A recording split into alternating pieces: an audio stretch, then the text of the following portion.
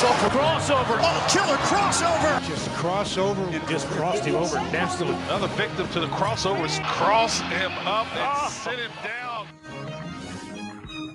All right, crossover brought to you and powered by Everlevel Concrete Repair in Omaha at everlevelconcrete.com. Good to see all of you back again. Look at this. I know. The whole crew. We're here. back. Glad to be back, Amos. Amos, that's a good one. Love your Take cookies, that. by the way. They're the Yes, best. thank you. It's the one good value still left in that vending machine are the $1 Famous Amos You're cookies. not a Texas cinnamon roll guy? Not that? There's a Texas cinnamon roll in there? The big Texas, isn't that what it is? In our break room? Oh, I don't know about your break room. I thought you were just talking vending machines in general. No, That's yeah, on he me. was No, talking I was about talking our about break. our vending machine. It's No. the only place I ever have a Vend. desire for Famous Amos cookies is out of that vending That's machine. fair. And it's the only thing that has not exceeded inflation. That and the donuts. The chocolate donuts are also only $1. Oh, that's a good move. That's cheaper than you can get them at Yeah. the convenience That's store. a good pull.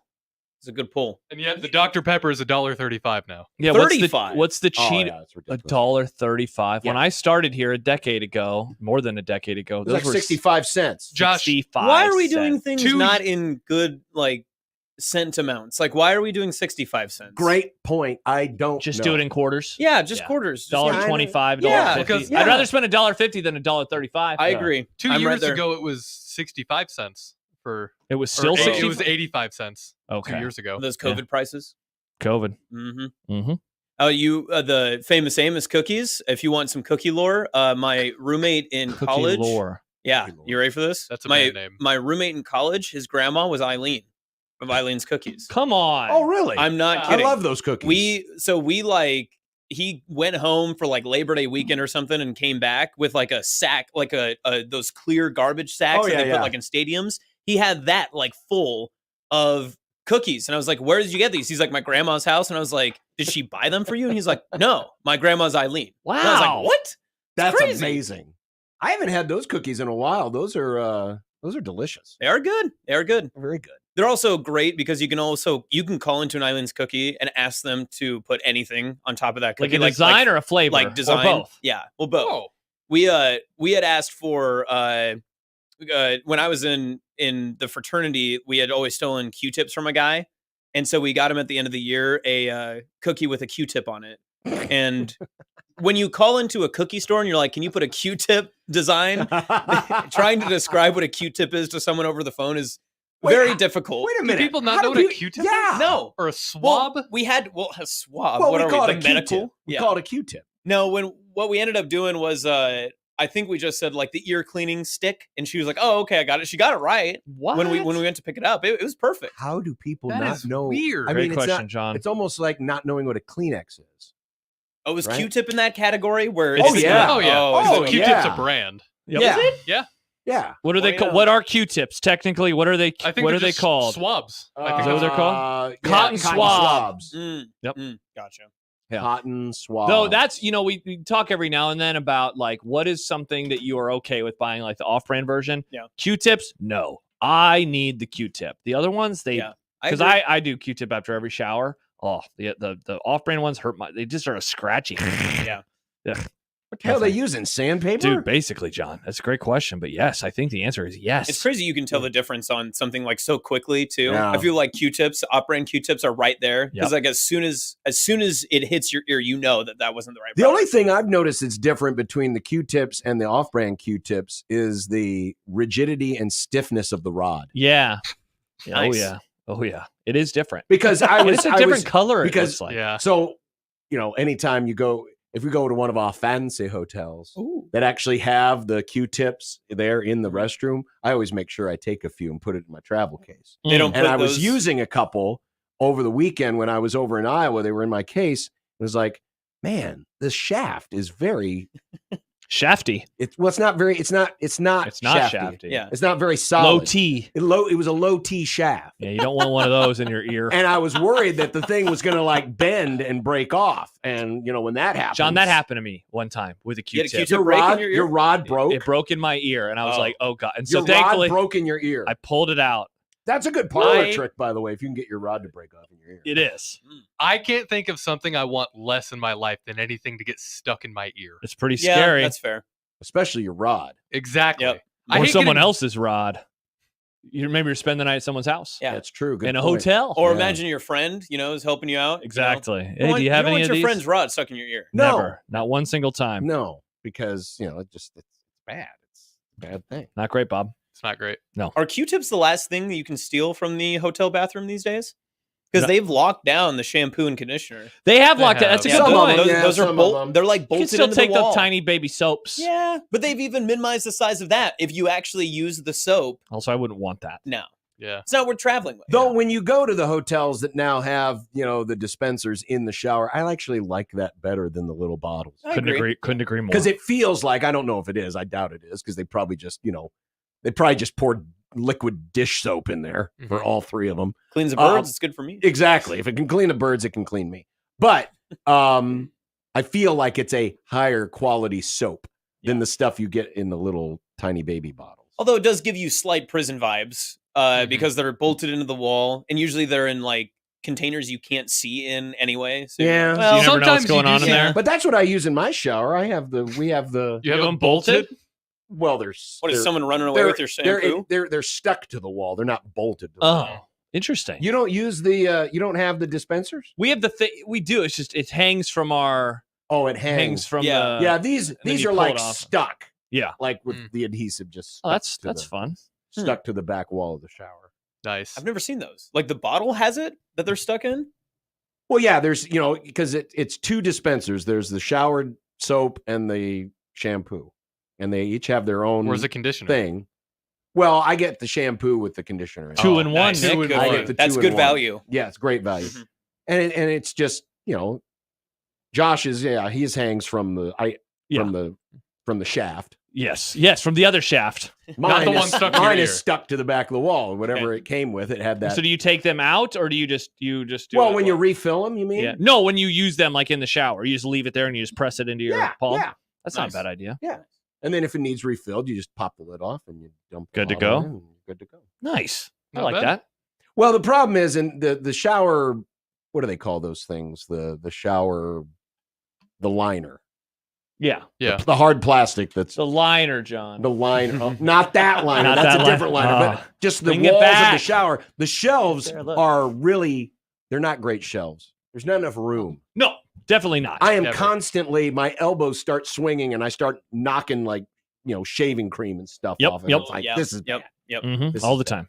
So can I take an assumption, John, on just your personal preference? Mhm. I'm taking your non-Airbnb guy. I feel like you're a hotel I've never guy. done an Airbnb. Okay.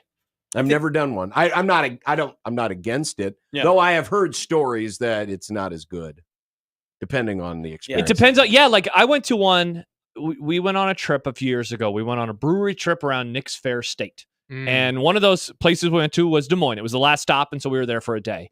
And we got to one of the Airbnbs that is basically an apartment complex built to be an Airbnb. Right. And it sucked. Mhm. The bed was garbage. Everything was super cheap. It was like a bad dorm room. It's like going to the Paris Olympics. Going to Yeah. the Paris Olympics. Nice. Meanwhile, I've been to Airbnbs in like actual homes Mhm. that it's a wonderful experience because Yep. it's like an actual bed, an actual kitchen, lots of room, comfortable, Then I've heard stories Couches. of Airbnbs where they give you a chore checklist too. It's like before you Yeah, you leave, have to you have to clean. do this. Yeah, Yep, that's most of the Airbnbs too, and especially like I've stayed at a couple where if you get real finicky with them, you can find them like attached to a brewery Mhm. or like on top of like a restaurant or something like that. Those are kind of cool, but they give you an extensive chore list before you move. Like There's- you have a lot to do before you check out. There's a story I found of a guy who had to get a last minute Airbnb because his first one got canceled because that happens a lot with Airbnbs Right, yeah. too. And the one he ended up finding was it was in Germany, Berlin, I think, and it was in the the basement of an old abandoned hospital, and you had to go down these weird corridors. And I then wouldn't sure want to enough, stay there. Mm. he opens the door and it's a somewhat furnished room, but to get there, it was like a haunted labyrinth. What's the Wonder what John's gonna say here. no. I wasn't going to say anything inappropriate. But What's the difference? Between How much can you save by Airbnb-ing versus a nice-ish hotel? so if you're going solo, I think you're probably gonna spend more money. Right. Airbnbs are clutch when you're going as like a family. Yeah, Like think of- we are going Yeah, to yeah. Colorado this year for Thanksgiving. My family Sure. is. we are getting an Airbnb and there will be 8 of us there. Mhm. Per night, it's going to be less than, I think it's like 75 a couple maybe Yep. or something. So it's like very cheap. Okay. And you have like, what I like for Airbnbs is that, and then how you have a kitchen. And so you can make actual food Mhm. instead of just having to eat out every single and you can sit around and actually hang out with It's people. nice. too. Yeah, like, hey, do you want to sit on the bed or do you want to sit in the weird desk in the hotel room? That's where it can get really nice. You Yeah. can actually Yeah. spend time together. Yeah. It's And basically be family comfortable. gatherings, bachelor parties. Yes. Those are the 2 Airbnb like. Otherwise, I would mainstays. never do it just for a normal Yeah. going out of town myself. Yeah, Yeah. I wouldn't do that. If my girlfriend and I are going anywhere, we'll always do hotel because we don't need all Right. the other expertise and stuff. Yeah. But we have talked about before, just like going to like a different, like if you go to a different city or something that's like relatively close, and you just like do a different Airbnb for like the night, and it's just kind of like a different thing. Like it's just like maybe that's like a one night off when Yeah. you get the weekend or whatever. I don't think that sounds like terrible, but also Right. you would be spending a lot more money than you would be if you're Correct. splitting Yeah. an Airbnb with 8 people. Yeah. Well, Definitely. that, and if you're going with your girlfriend, you're going to have to get 2 Airbnbs because you don't want to be sleeping in the same room. Excellent No, point, You're right. Yes. John. Yeah. Not if her parents are listening. You're right. That's Yeah. Yep. Sorry. I would never. No, I mean, I didn't. Don't want to live in sin. I would be ashamed to devour the famous Amos cookies if I that knew is that true. Amos Yes. was That living in sin with his that is girlfriend. true. Yes. My good Catholic background. Everyone is cheering for you. Thank you for that last comment. I appreciate it. You're welcome. yeah, no problem. Nick and his girlfriend, they made that trip to Denver, 2 separate hotel rooms. Yeah. Nice. They Good had a for you great- guys. It got that expensive, that was but- mostly for her sanity because I understand. She had to drive in the car with But the them. good news is Nick took the room that didn't have the shower.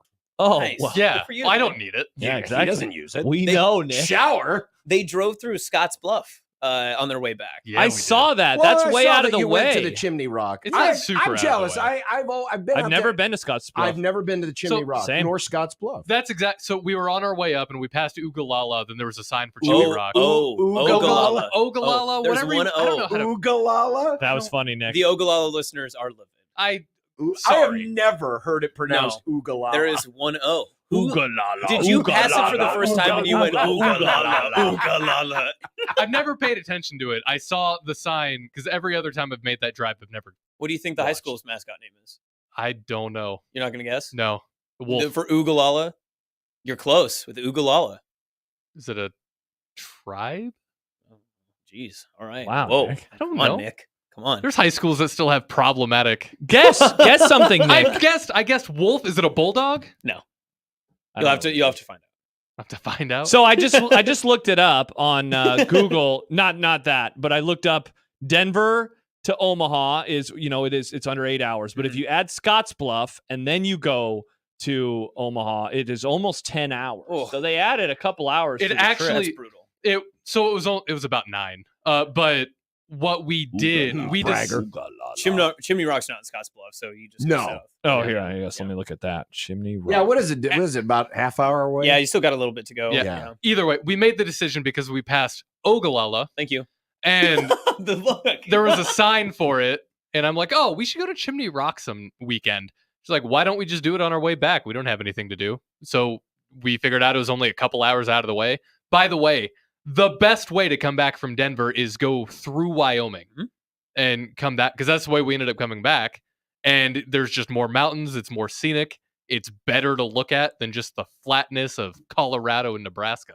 Well, that's fun. Well, Northern Colorado. Northern Colorado. Northern and then, Colorado is very, very boring. And then things sucked again once we got back to Ogallala. Thank you. Got back on the interstate. Jeez. It was the worst. I've never been to Chimney Rock. Wow, that is so far west. Very. But yeah, it's out of the way. Yeah, It's That's out where of the way. Tim Waltz is Yeah. from, pretty sure. It's Chimney Rock. From the Rock? Yeah, probably. He's from West Point. Where's Well, West Point at? Western Nebraska, isn't it? West Point, it's like an hour and a half north of here. Yeah, It's not Western Nebraska. Western not Nebraska, that far yeah. away. Mm-hmm. Can they even No, vote there? maybe an hour. Travis says Eastern Nebraska or Eastern Colorado is so bland. Oh, it is. It's It very is, yeah. bland. Yeah, you because you're always like sweet. You know, I it's did- like the Dumb and Dumber line. I thought the Yep. Rocky Mountains would be. Yeah. You get into Colorado, you're like, yeah, let's go, and then you're like, oh, it's still like Nebraska for a Yeah. while still.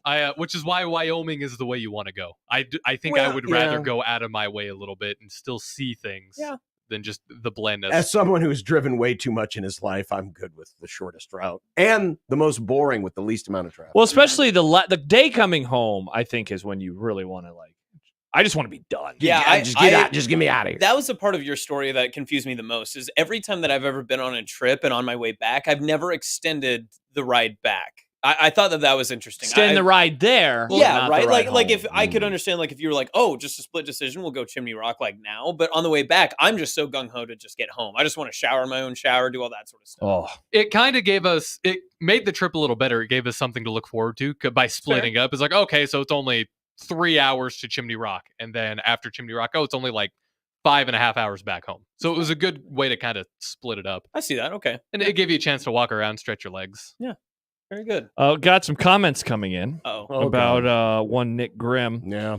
Let's see. We'll read John's email first. Good Lord, what is the matter with Nick? Steve writes, Oogalala, oh, for F's sake.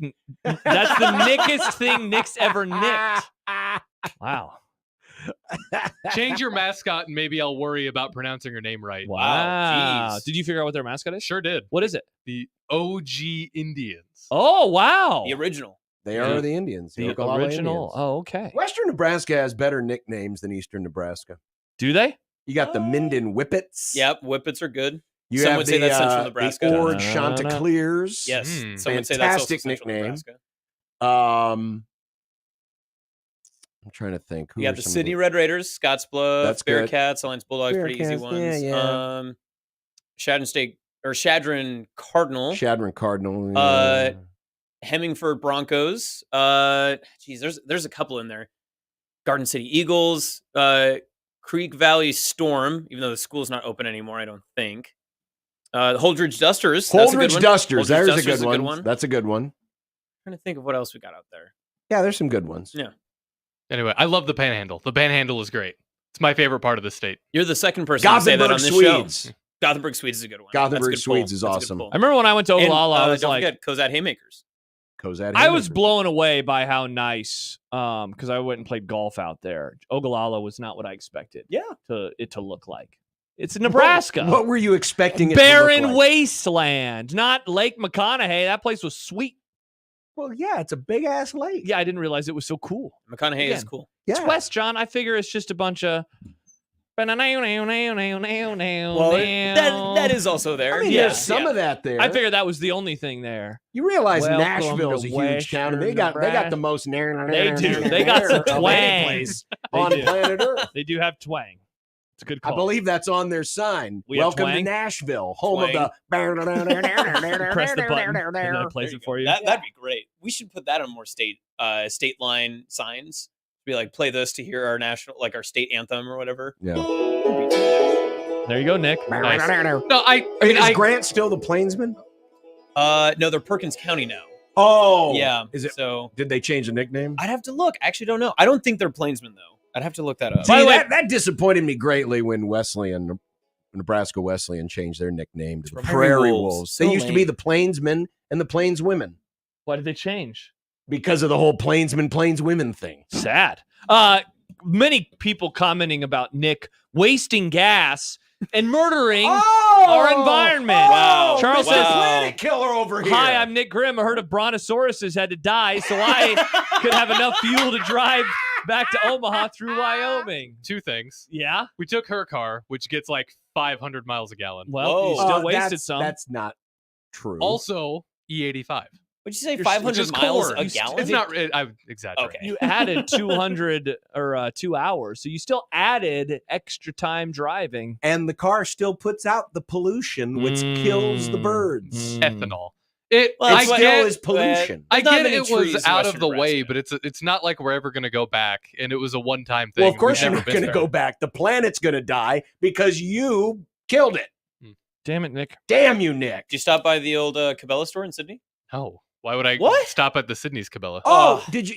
'cause that's where it you probably started, didn't go to Oh, I Ole's didn't know Big that. Game Tavern. No, we didn't. Oh, to Ole's? Oh, yeah. Ole's. I've Also, never been to they're- Ole's. I'd love to go to Yeah. Ole's. Big polar bear outside. I didn't know that was the OG Cabela's.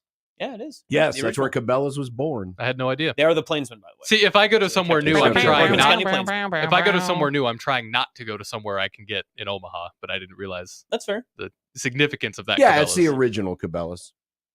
And technically, Cabela's doesn't really exist anymore. They Nope, got bought out RIP. by the. We miss you. They got bought out by the Big Bass Boys. Mhm. Oh, is it Big Bass Boys. Pro Shop now? Bass Pro Yeah. Shops. I didn't know that.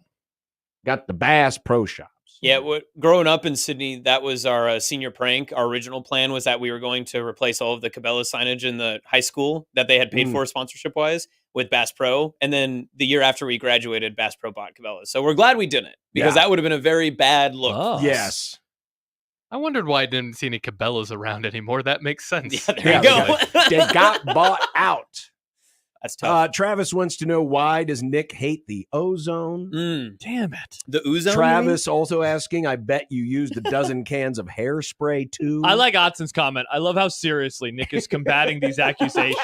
Me too. That Nick's like, no, let me explain.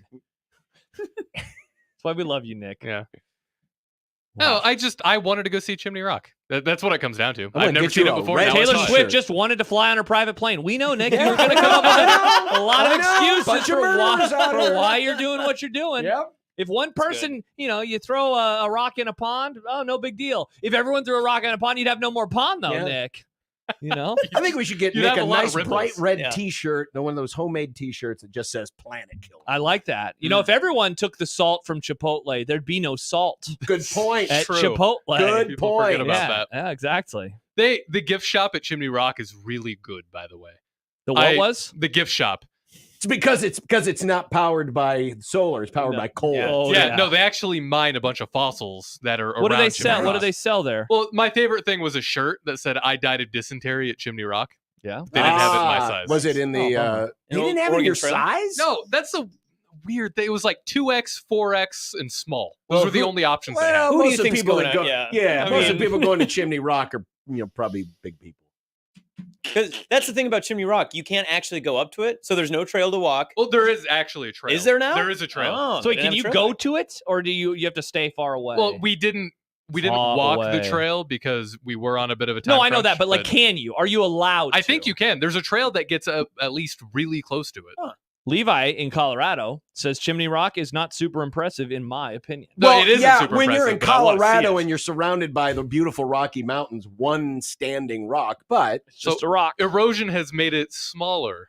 It's gotten smaller over the years because Yeah. of erosion. Low T Chimney you know Rock. why it eroded? Because people like you decided to take the extra 2 hours to drive there. You know, if all the pioneers with all their oxen gas had just decided to stop there instead of carrying on to the West Coast in Oregon, maybe the plan would be in better shape today. Maybe it would be. Yep. It's just a rock. It's like this is It so is. odd. Yeah. It is, but it's cool. You know, It's unique. you guys probably didn't. Did you do any pioneer studies in grade school? Like Lewis and Clark, like that type Well, of stuff. that Oh, no, and we- the like the Oregon Mormon Trail. We went Yeah. to the We went to the Mormon. we went to like thing? a sod house, like old school, like it's like a museum place. You mean go across to. the street? No, well, yeah, but like we like I was like a day in elementary school where you Yeah. like went to like a sod house like teacher like place, and they like you did like quill pen writing and all that sort of So stuff. I Oh, actually- so you did hardcore Yeah, Pioneer we Day. did. That See, was when we hardcore. did Pioneer Day in, the mighty metropolis of Fremont, the teachers would take the brown construction paper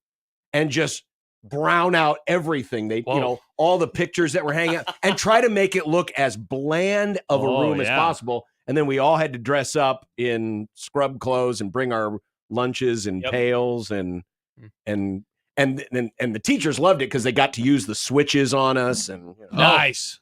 We just took Old a school. field trip to Living History Farms. They called it good there. I went to when I judged cool. Miss Nebraska. I did that in 2018.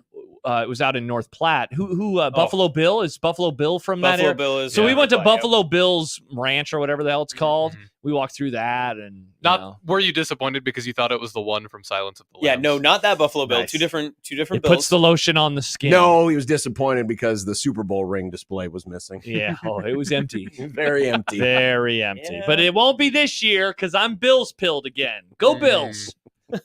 Unless the Cowboys can win. Then go Cowboys. But they won't win. So go Bills. And over More the Chiefs. responses to Nick and his killing the planet. and his planet-killing ways. Chance, our good buddy Chance, without a 9/11 reference. Oh wow. I bet Nick goes out of the way to use a Freon refrigerator. It gets the stuff coldest. And Travis is on a roll today. I'm Nick Grimm, and I want to talk to you about Chevron and their philanthropic endeavors. More of an Exxon guy. Fair respect. Whatever kills the most ocean creatures, that's what I'm for. That's what you love, Nice. Nick. That's a good stance. Screw That's those a great ducks. stance. Yeah. I think the ocean looks prettier when it's black and slick. There you go. And Nick is embracing it. Soon enough, he'll start saying they, and then he'll start getting weird ads again on his social media. Love that. That That's was my in a favorite wild part. day. Uh-huh. Wild day. Well, that was good, Nick. I'm glad you got a chance to go out there. It's something I've lived in this state for all my life. I've never been. The funniest part is that Nick was at the series where the Rockies won 2 of 3 versus the Braves, but he was at the loss Yup. for his Rockies. Sure was. I saw that it looked like you had good seats, though, Oh, they were really good seats. with our former boss, Dave. Did you Yeah. see that photo? I guess you're not on Instagram. No, Yeah. Did you post it on Twitter? I'm not on didn't. Instagram because I understand it's fired.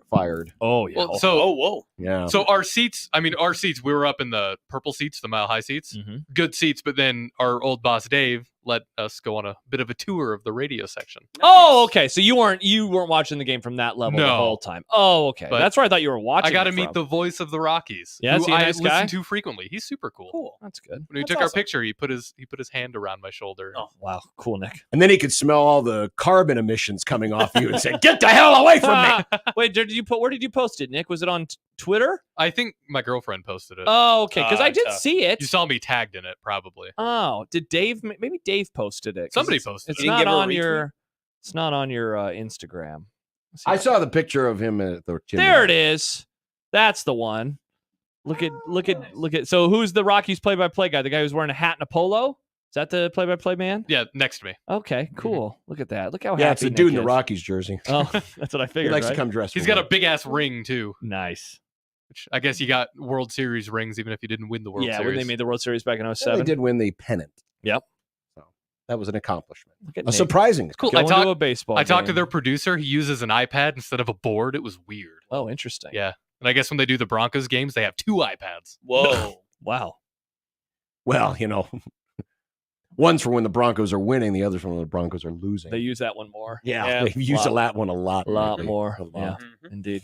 YouTube user wants to know, what Denver bars and restaurants did you frequent, Nick? In and Out? No, we went to this place right next to Coors Field. I don't remember the name of it. It was fun. Right across the highway It's there? pretty good. Not across the highway. It was just across the highway.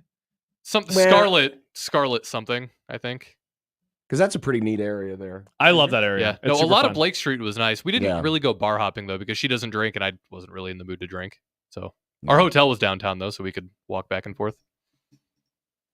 Went to Good Meow experience. Wolf. Meow Wolf was cool. Happy you had fun. Yeah. Good times. Cool Yeah. time. There you go. Keeping it real. All Colorado. right. Well, there you go. What's coming up? Anything big? Brun's canceled on us. Oh, Damn! But we have That's Farron. 2 out of the last 3 weeks. Yeah, and Mitch Holtis. Oh, of that reminds Kansas me. State. I need to Very send nice. the invite to. Nice. you should ask Mitch Mikey. Holtis his favorite place to go in Denver. Oh, I'm sure Been he'd have there- some Been there a takes. couple times. Are you back at all? No, this is my retirement. This is tour. it. Yep. Oh, is it So- retirement? Sean, Come remember back. his Yep. name. Yep. Put some respect on his name. Mhm. The number I 2 rated will. Connor Happer co-host, Connor Happer Show co-host, as voted on by Reddit. Apparently, so What? yeah, Caleb Henry sent me a Nice. Is that on the comment hu- from on a the- Reddit page. On the Huskers page? I don't know where it was from. He didn't send me more context. I just got the little clip of the screenshot. So that he who was sent. number 1? Good question. I don't know. So, Wow. Sad. Wow, there's not a whole I'll lot take of number info- 2. There's not a whole lot of information there. No, it's not. But listen, I sent it to my parents, and my mom was ecstatic. She thought I had made it big. So Did she I hang guess we it on made the fridge?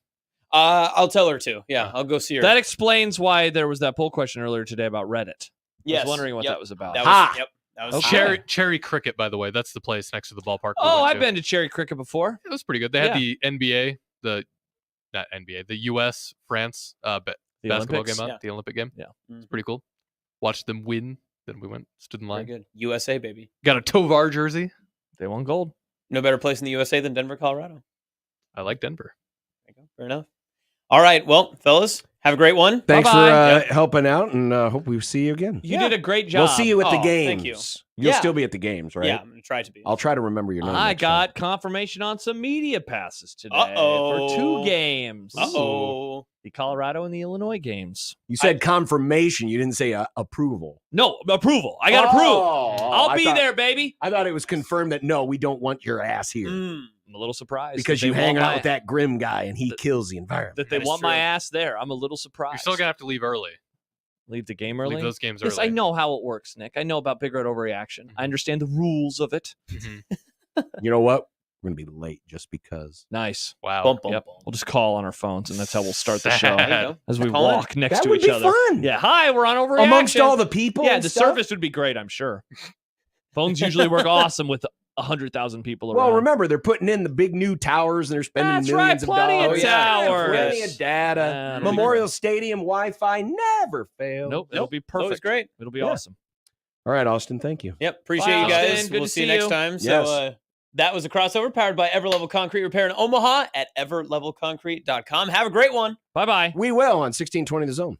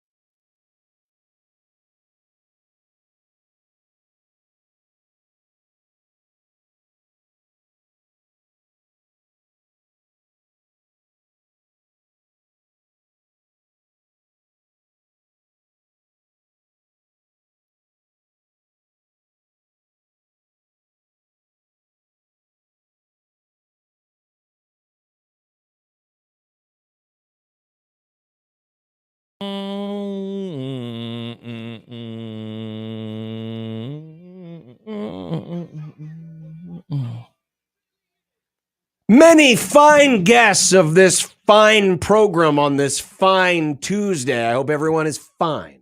I am great. No, I wouldn't say that. Wow.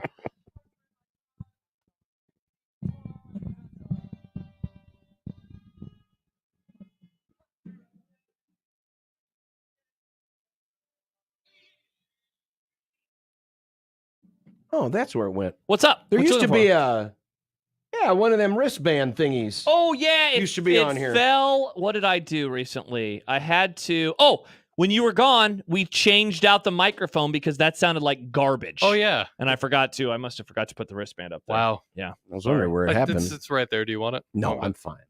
I don't have one either, Everything's John. fine. Reggie I says just noticed it wasn't there. the app is not working. I just heard our fine open airing on the app. So whatever issue. You sure? You might want to turn that on. Yeah. Well, I closed the app. Do you want me to What reopen the- it? You want me to reopen it? You All right, can I'll close do it that easily, Oh yeah. You just do this and then you throw it up. Oh, and there it is. doesn't Oh, stay that's live us. in the background. Correct. Oh wow, this is weird. Yeah. There we go. We're back in time. I don't have one either, John. Oh. Wow. Reggie Just noticed it wasn't there. There- the app is not working. I just heard our fine open airing on the app. There you go. There it is. Yep. So So, it's there you go, working. Reggie. It's working just great. It's working fine. Maybe it's you. Maybe it's your phone. Maybe it's your phone. What Maybe- kind of phone do you have, Reggie? Maybe you Tough should look if it's not an iPhone. No, it means you're smart if you don't have an iPhone. Oh, he says when he meant the app wasn't working, he was saying YouTube wasn't working. I think he was saying there was silence during the commercial breaks. Oh. That's how we roll now. Oh, yeah, Nick, yeah. so here's what happened. Nick was like, you know what? I want to make our listeners mad. So we're not going to have fun things airing Yeah. during commercial breaks. Cancel culture has come for your commercials. Correct. It Indeed. wasn't burning enough fossil fuels for me, Yeah, exactly. Nice, Nick. so Good I call got back. rid of it. That's a good callback to the crossover. But yeah, otherwise you can hear us though, right? You can We're hear right us. here. He found out that Jazz was cooking with natural gas you- instead of coal. Can you bring back jazz? Jazz. I miss jazz. Let's sign a petition to vote on the return of jazz. I know that the Friday fill-in will sign that Oh, one. hell yeah. His favorite restaurant. He When- loves it. The only time I went to jazz was during a bachelor party, and it was great. And it was closed 2 months later. Mm. I wanted to go back there, and it's like, nope, Oh, that's because Michael. So wait, you liked it? I loved it. Oh, okay. I know. Topic alert for Friday. I know. Yes. I'm well aware. Michael told me, I finally asked him one time, we were at Block 16, and I said, I just want to hear about your experiences. And the story is incredible. It took probably 20 minutes to tell. He went there 3 times, and it got better and better. It was the funniest thing. It was so funny. Jazz. His biggest problem with it was it wasn't authentic enough because, if you go to an authentic New Gumbo, Orleans gumbo, place, gumbo. yeah, exactly. They greet you with Gumbo. gumbo, gumbo, And they say, F the refs, gumbo, am I right? Gumbo, gumbo. John, you remember that? Remember the referees? Oh, I do remember the referees. Oh, what a time to be alive. We're almost at that time of year. It's time for the Grum Down, brought to you Grum by Down. the referees at John Higgins Weather Guard. I'm back, folks. Oh, Sad for you but good and for sad us. for me. Oh, no, you're back. Oh, what movie did you see? Deadpool and Wolverine. How was it?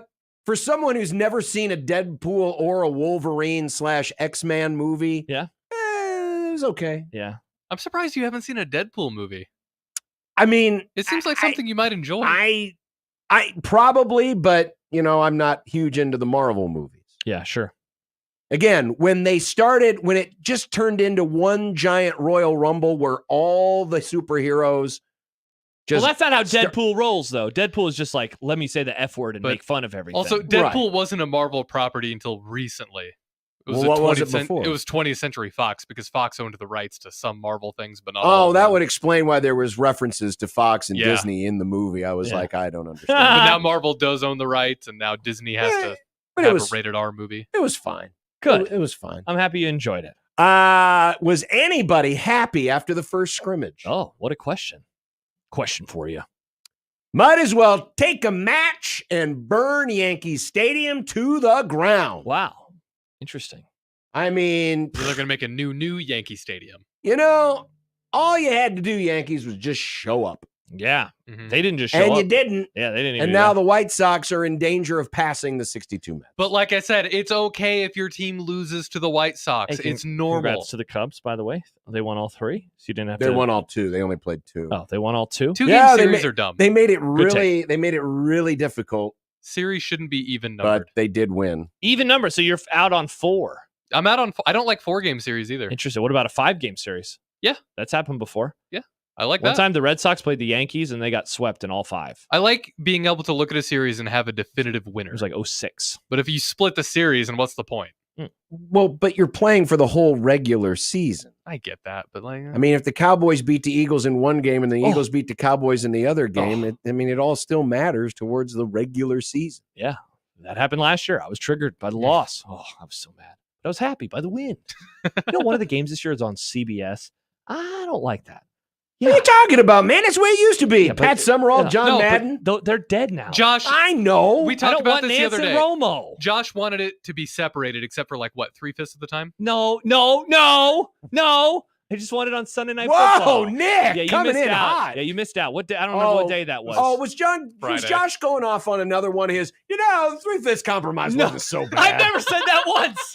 Not one single time. I think it was 2015. He went on that rant, and thankfully that was the time right before cancel culture, so he made it. So yeah, and the podcast, our server melted down. Yeah, it the doesn't server exist melted anymore. down. They got Neil. Yeah, Uh-huh. yeah. Josh was. It was more about. They should just call it the 60% compromise, not 3/5. I mean, people was- relate to it percentages was the better than branding. decimal. Fractions Better are than difficult. fractions. Yeah. Remember when you had to learn how to divide and multiply fractions? Oh, Yeah. that I don't remember sucked. any of the rules, but I I- remember hating it. That was the first time I went up to my teacher and I'm like, listen, can I stay here during recess? And can you just break this down for me? Because you I can't do don't get this. 12 minus 10. No? No, I'm saying you can't do that. So, like, how would you think that you were going to get help with the I mean, the it fraction? helps because the teacher was cool. Oh, I okay. still had to do it. I had to learn how to do it for tests. 12 minus 10. 8-2. What? 8-2. 8-2. 8-2. It's 2. 8-2 Brute. 8-2. Oh, nice reference, John. Mike Farron will be along shortly. Even you, Brutus? Mitch Holtis, big roster decisions to come. We're 2 weeks out. You know, the NFL's cut it down to one cut day. Yeah. Yeah, remember it's back in 2 the olden weeks. days, you'd watch Hard Knocks and it was like cuts every episode. Yeah. And now it's just one episode. Yeah. I bet the Hard Knocks producers aren't happy about Yeah, that. seriously. Sip will join us from Husker Online. Oh, nice. Good get, Nick. 25 teams today, talking some Purple Pride. No, not Northwestern. No. The other Purple Wildcat. Isn't it strange that you got two major universities not that far apart? No. Both primary color purple, Mhm. both with the very generic, boring Wildcat moniker. Yeah. And for a while there, they were the two worst college football programs in the country. Wow, yeah, the 80s were bad for Wildcats. They were horrible for Wildcats. I mean, the 20th century was bad for How? Wildcats for the most part. But yes, but especially the 80s. the 80s were bad. So, doing research on our team for today, Yeah. I discovered that one of their retro logos is just Tom from Tom and Jerry. How did they get away with using Tom from Tom and Jerry? Well, for the Well, longest it time, wasn't- Oregon, and now they brought it back, but they have Donald Duck. So don't really think they cared back then. Ah. You know, everyone has Yeah. the same G. Yeah. You know, yeah. they don't really care. Everyone has the same C. The Reds, the Bears, Creighton. Nobody cared back in the day. No one They were like, cared. you can just do whatever you want. Yeah. Not anymore. Can Rule get the team to play to the standard? And we introduce a new hype monster What to the Oh. program. The What? Dylan hype monster. What? Yeah, the Dylan hype monster. Dylan Hype Monster. Mhm. I'm intrigued. 402-951-1620. That's the 42 Degrees of the Source hotline by your mom's house. Did you see Chance? Yeah, I did see what Chance said. Oh, boy.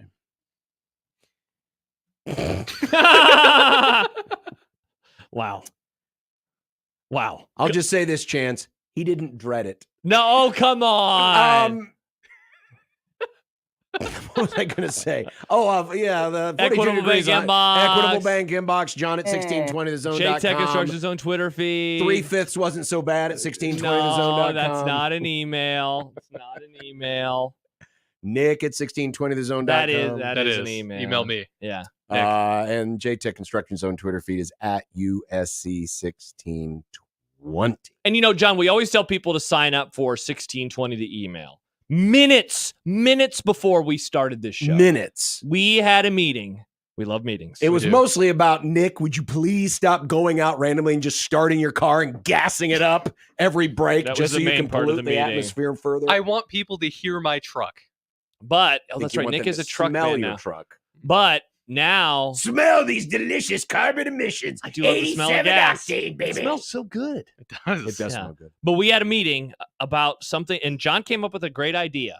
And I just want everyone to know you're going to be able to win money, and you want to subscribe to the email because it will help you win lots of money. Yes. Lots of money. Yes.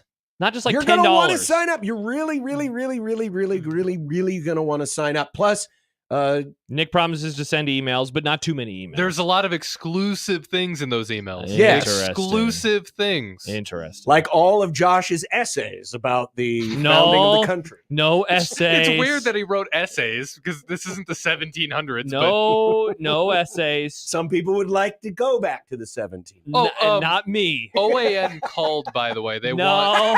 Why am I getting I put? cannot wait to hear during the break why this even came up. I don't even remember, so maybe Nick I can help kinda us out. remember. Okay, cool.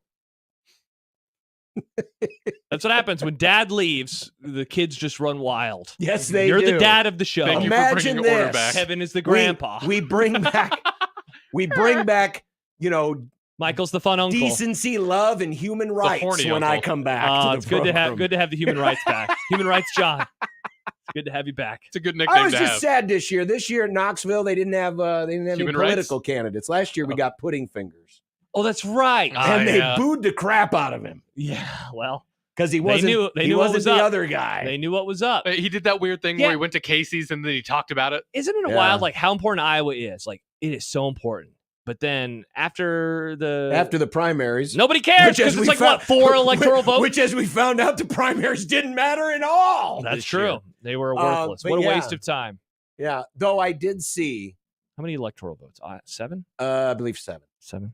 So So we have 5. I did see one guy wearing a shirt. It was a just a button down shirt, Yeah. and it was screen printed. Yeah. With the famous picture from a month ago. Oh, of him Amazing. Yes. lifting his hand up? Yeah, Looks like it's 6. like we were walking, and all of a sudden it's like, whoa, I that's bet. the whole shirt. I bet it was a super high quality, non blurry, grainy looking. Actually, it was screen. very highly. Oh. It looked like So- it was professionally Nick, done. you should have made spent one of money those on shirts this. and then threw a zone logo on I it. should That's a have. great idea. A lot of our audience would have appreciated them. It's true. 1620 the store. Could What have if we purchased just it. took random famous photos from history and we Splash his zone covered logo on it? covered the face of the predominant person in with the zone logo? So like OJ's mugshot. zone logo. Zone logo. Neil Armstrong the landing on moon. the moon. Zone logo. logo. Yeah. JFK in a After? car. Zone Zone logo. logo. Yeah. That's It's a a great, great idea. mark- Or do we Marketing put the tool. zone logo on the drunk cop? Zone logo. It could be everywhere. See, that's the beauty of the drunk cop is he's not in the picture. Hungover. Secret Service agent. Again, Hungover, Nick. if that ridiculous notion were true, the Zapruder film was the zoomed out wide the enough. crappy, you would grainy you would have seen the 1960 drunk motorcycle cop just randomly going, No, he hungover, John. Hungover. and then his gun just randomly going Haven't off. you ever been hungover and like you play golf and like your swing is horrible and you're like, hungover. That's how it was. You can still walk normal, but you're tired. You're a little sleepy. But you would have seen it in the Zapruder film. What if you? It was a 1963 home video camera. You can't edit that stuff out. Home video. He was camera. right there. The bikes were right alongside the car. Just... But Meanwhile, come on. Josh's random motorcycle. Oh man, I Secret shouldn't Service. have had that other Moscow Mule. That's what he had. That's what he had. He's like, oh, those IPAs were so good. Did they have IPAs in the didn't drink 60s? IPAs back then. I guess that's true. The lager was so good. that ham sure hit the Hey, spot. by the way, real quick for Farron, because he's already hanging out. It was my turn to buy beer because we have to buy beer again now for One Beer Friday.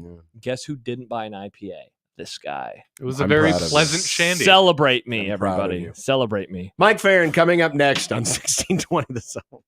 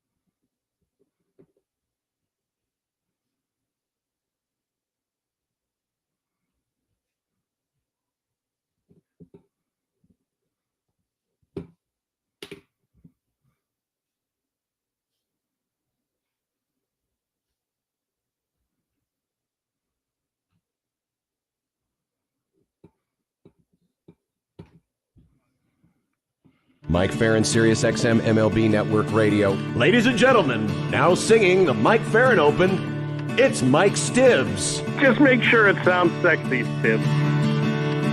Lord Almighty, how can you stand Arizona? Your fair skin must be burning down into your absent soul. Mike, Mike, Mike, Mike, we can barely hear you. It sounds to me like you called us from inside a hole. But your phone calls lift me higher, like the ERA of Mark Pryor. Your hair looks like it's on fire. You're Mike Farron. You're just a hunk of burning love. You're just a hunk of burning love. You're just a hunk of burning love. Last night's debacle between the Yankees and the White Sox, that we would have seen the videos now from the Bronx of the stadium on fire, or at least the wrecking balls or something. But, geez. Yankees, you had one job. I'm starting to think this is a conspiracy. They want the Mets to have the worst record in modern baseball. They've been sent to sabotage us. Exactly. It's very disappointing. Can we keep the Yankees out of the playoffs just on last night alone, Mike Farron? Why are you so angry about them losing to the White Sox? The White Sox were going to win. Yeah, I want the history happens but here. there's still plenty of time. I don't know if you saw this thing. Ken Rosenthal wrote about this, that in order for the White Sox to avoid the worst record in history, they have to play at a 350 clip over the remainder of the season. They have not done that for any stretch of this year, played that well. So the odds are overwhelming. I don't think Grady Sizemore is magical, man. Like, I think it's probably going to be okay. They'll be right there with the Mets at the end. They have. Don't you want excitement last day of the season? Like waiting for that? But I just have a feeling, that they'll go on a run. I don't know who they close the season Go with. on a run, they'll win like 2 out of 10 games. Exactly, which will be enough probably to pass the Mets. They pulled within one game now. We have 42 games to go in the season, and the White Sox are now within one game of the pace of the 62 Mets. But thanks to that 10-run shellacking yesterday, look at that run differential. Wow. 14 runs better than the New York Mets of 62. Only double-digit win they've had all season. In fact, I'm not sure I think if you go back over this stretch, like since the beginning of July, they've been averaging about 2 runs a game. So this should account for something like a sixth of their run totals over the course of the last 2 months or something like that. It's Is that the latest? This has to be, Mike, the latest a team has ever won a game by 10 runs or more in a season. I don't know. That's a good question. I've never even considered that. So you should hit up Elias Sports Bureau. You do it. You want to know. I'm guessing one of these. I don't have a subscription. Neither do I. Honestly, it wouldn't surprise me if the Cubs still haven't done it yet, because their offense has been in. All right, I'll start scrolling. There we go. No, it's never. I mean, it's always going to come back to the Cubs. Great. Well, of course. I'll start scrolling through the Cubs games. By the way, I just want to give a hat tip to last night's home plate umpire. You suck! Oh, wow. Is it Evan Burrows? I think it was. That jerk. I think it was. You definitely, John, have not won any games by 10 runs or more in the second half of the season. You did win against the Reds 13-4, though, on July 31st. Nice. That was 2 weeks ago. Very nice. Yeah. What did John go in that game? 2 for 3? Nice. Oh, you mean his team, his favorite team? Didn't are you one of those losers? You're not allowed to talk about something like that? No, I think it's the people who say that who are the losers, Josh. Like you. Wow. By the way, the Cubs did lose 17-0 to the Red Sox. Okay, you know what? I do remember that. John, April the 2nd versus the Rockies, 12-2, the same score as last night's Yankees-White Sox game. That's the only time all year long. Knowing the Rockies, it was probably 2-0 going into the 9th. It's okay if your team loses to the White Sox. Wait, so Mike, I can't say I was doing that game last night, by the way, the Rockies game where they wild pitched home the tying and winning run on consecutive pitches in the second inning. I was watching all of them. Boy. Yeah, that was tough to watch, man. Yeah. So what's the rules, Mike? I can't say. What if John says we? Is that okay with you, or no? Are It's you not okay with John saying we either. Wow, you're not on the team. Wow. Okay. I kind of liked the Wii. The Wii bowling was a lot of fun. Nice, good reference, John. Zing. Hello. Well, speaking of things that seem to be a relic of the past, like the Nintendo Wii, we had a hell of a pitcher's duel last night. Baseball. There in San Francisco. Blake Snell and Chris Sale each going deep into the game. I'm using modern. What did they go, like 4 innings? What was it? That was a good Snell one. went I 7. know baseball stuff. Look at me. Sale went 7. Sale went like a pitched 6 and a 6 third. Oh, that actually is yeah, kind of But there were 23 combined strikeouts. between the two of them. Yeah, that was the Kerry Wood had biggest 20 in a strikeout. game once. He did. I mean, these guys are no Kerry Wood, but hey, it was still a hell of a performance. Yeah, it was, very rarely do those live up to the advanced billing, right? And last night they both pitched tremendous. And, Blake Snell in particular has been really, really good since he came off the injured list. I mean, he has thrown a lot more strikes. His walk rate's just a little above the league average, which sounds like it's damning with faint praise, but really that's a big milestone for him. Opponents in his last 7 starts are hitting under 100. So that shows how dominant he's been. And Sale has a very good chance of winning the Cy Young Award in the National League. And both those guys were outstanding last night. You don't get many games like that over the course of the season where both teams match up legit aces and then both those guys pitch well. But we had a really good one last night. Hey, Mike, speaking of potential, John made a joke, obviously, about the pitchers going that far into the game, but I was reading David Schoenfield this morning, and he pointed out that there's a chance that we see our first ever sub-300 batting champ, and that we'll have the lowest, the collective we'll have the lowest ever for an NL champ, which is currently Tony Gwynn's 313 in 1988. Do you think that this is the beginning of that type of a trend with the best hitters in the game, or is that just a potential one-off? I mean, like Bobby Witt Jr. is hitting 345, right, or something to lead the American League. So, I mean, that's a way different. There's like 5 guys in the American League that are hitting over 320. So, no, I think it's just a product of this season. There's still a long way to go, too. I think the lowest ever was Yastrzemski in 67, I think, was 301. And he won the Triple Crown that year too. Yeah. It's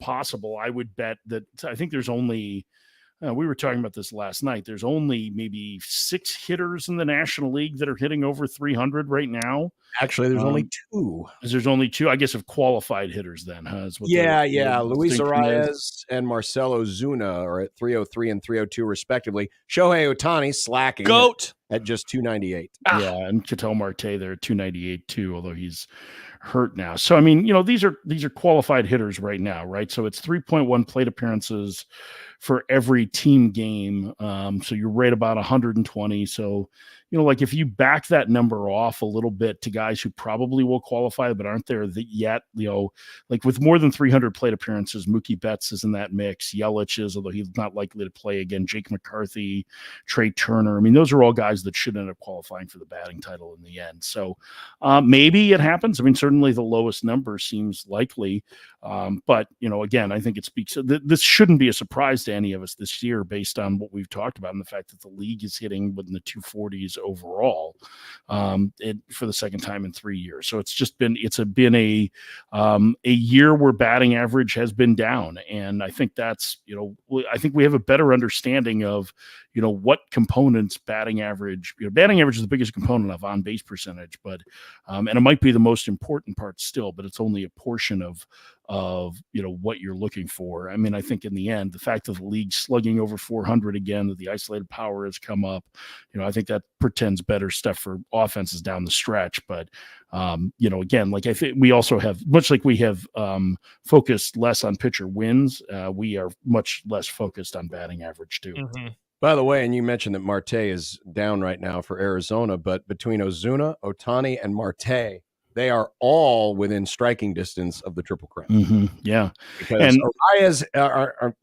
Ozuna's 1 point off the batting lead. Ohtani's 4 points off the batting lead. Marte's 4 points off the batting lead. Ohtani leads in home runs, but Ozuna is second. Marte is third. And in RBI, it's Ozuna, Ohtani, and Marte all within 9. Yeah. I mean, it's really interesting. I mean, we haven't had a National League Triple Crown since I think it was Ducky Medwick in 1934. John, you That's remember Ducky insane. Medwick? Yes, right? I do. Ducky and I were big friends back in the day. That was for the Gas House Gang, the 1934 Cardinals. I believe it was 34 was the year that Medwick won it. But yeah, it's been a long time since it's happened in the National League. I mean, that to me is more interesting. I mean, I guess there would be parallels between that and 37. right? 37. So there'd be parallels a little bit between that and 67 too, if it happened, right? We just talked about Yastrzemski winning with a really low batting average.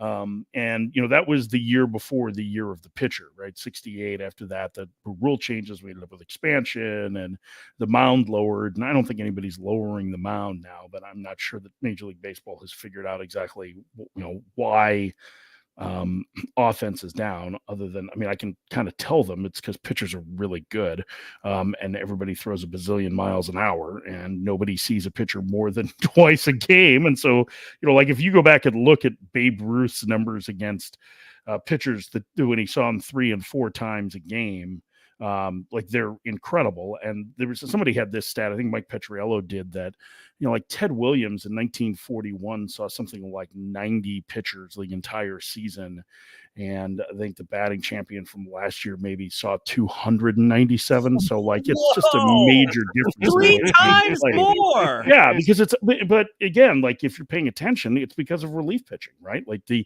advent of the reliever and the use of the 1-inning reliever and that not being a spot for guys who are on the tail end of their career, but instead being something that can be deployed to help you win a game, has changed the complexion of the way offense works in baseball.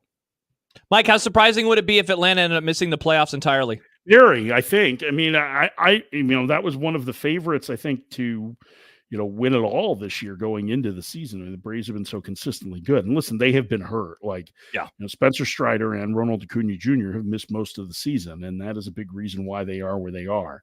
They'll get their center fielder back tomorrow. Michael Harris II is expected to be back in the lineup finally after missing 2 months. And Reynaldo Lopez, who's on the injured list right now, is going to start tonight for their AAA affiliate.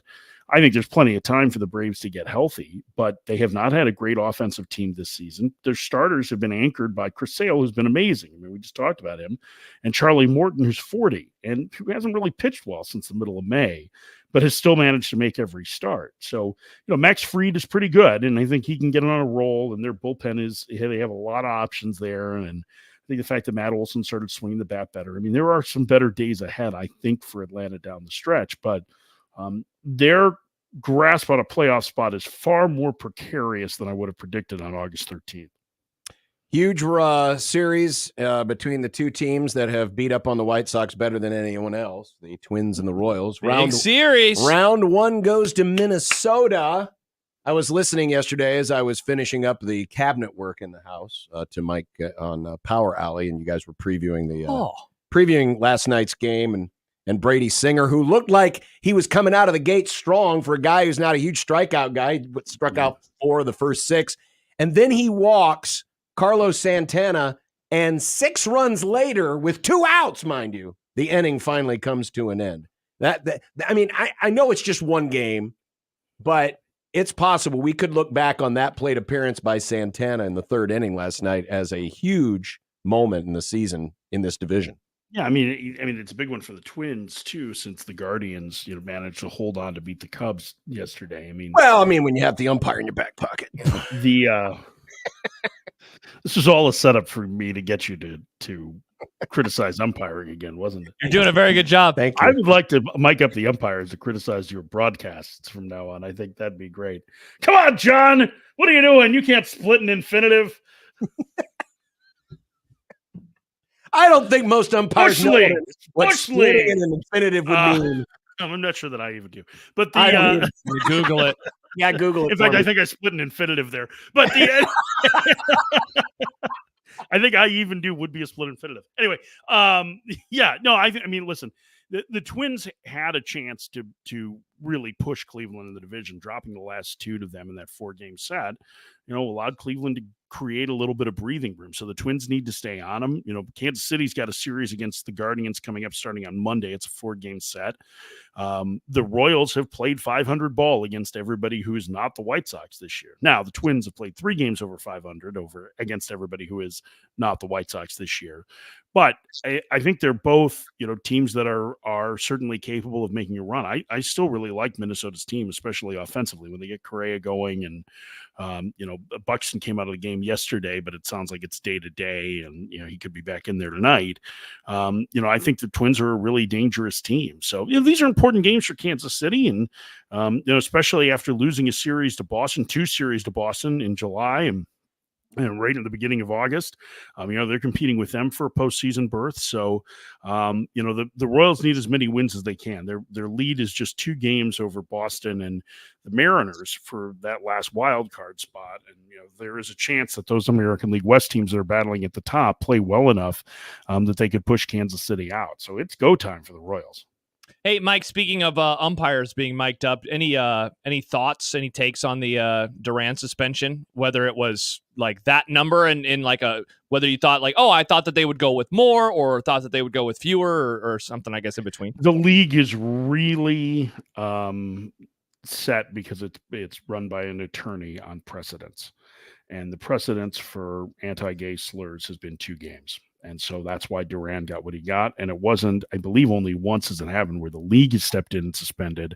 There's a limit to how long a team can issue a suspension before they're subject to a grievance. So 2 games was what he got as a result of it. I mean, listen, it was a terrible moment, and it's not a word that should ever be used, and especially with the Red Sox, it really hurt them, as they were one of the first teams to have a Pride Night and have tried to reach out and be inclusive of the LGBTQ plus community. I thought one thing that was encouraging were the comments of Liam Hendriks yesterday. Hendriks has long been an active ally of LGBTQ communities and youth, and he said that he has discussed the gay rights with Duran in the past, and Duran has been supportive, and he really felt like it was a heat of the moment thing, so this wasn't coming from a place of hate, and so that's encouraging. I tend to trust Liam Hendriks because I've never seen him pull a punch, but it still was an unfortunate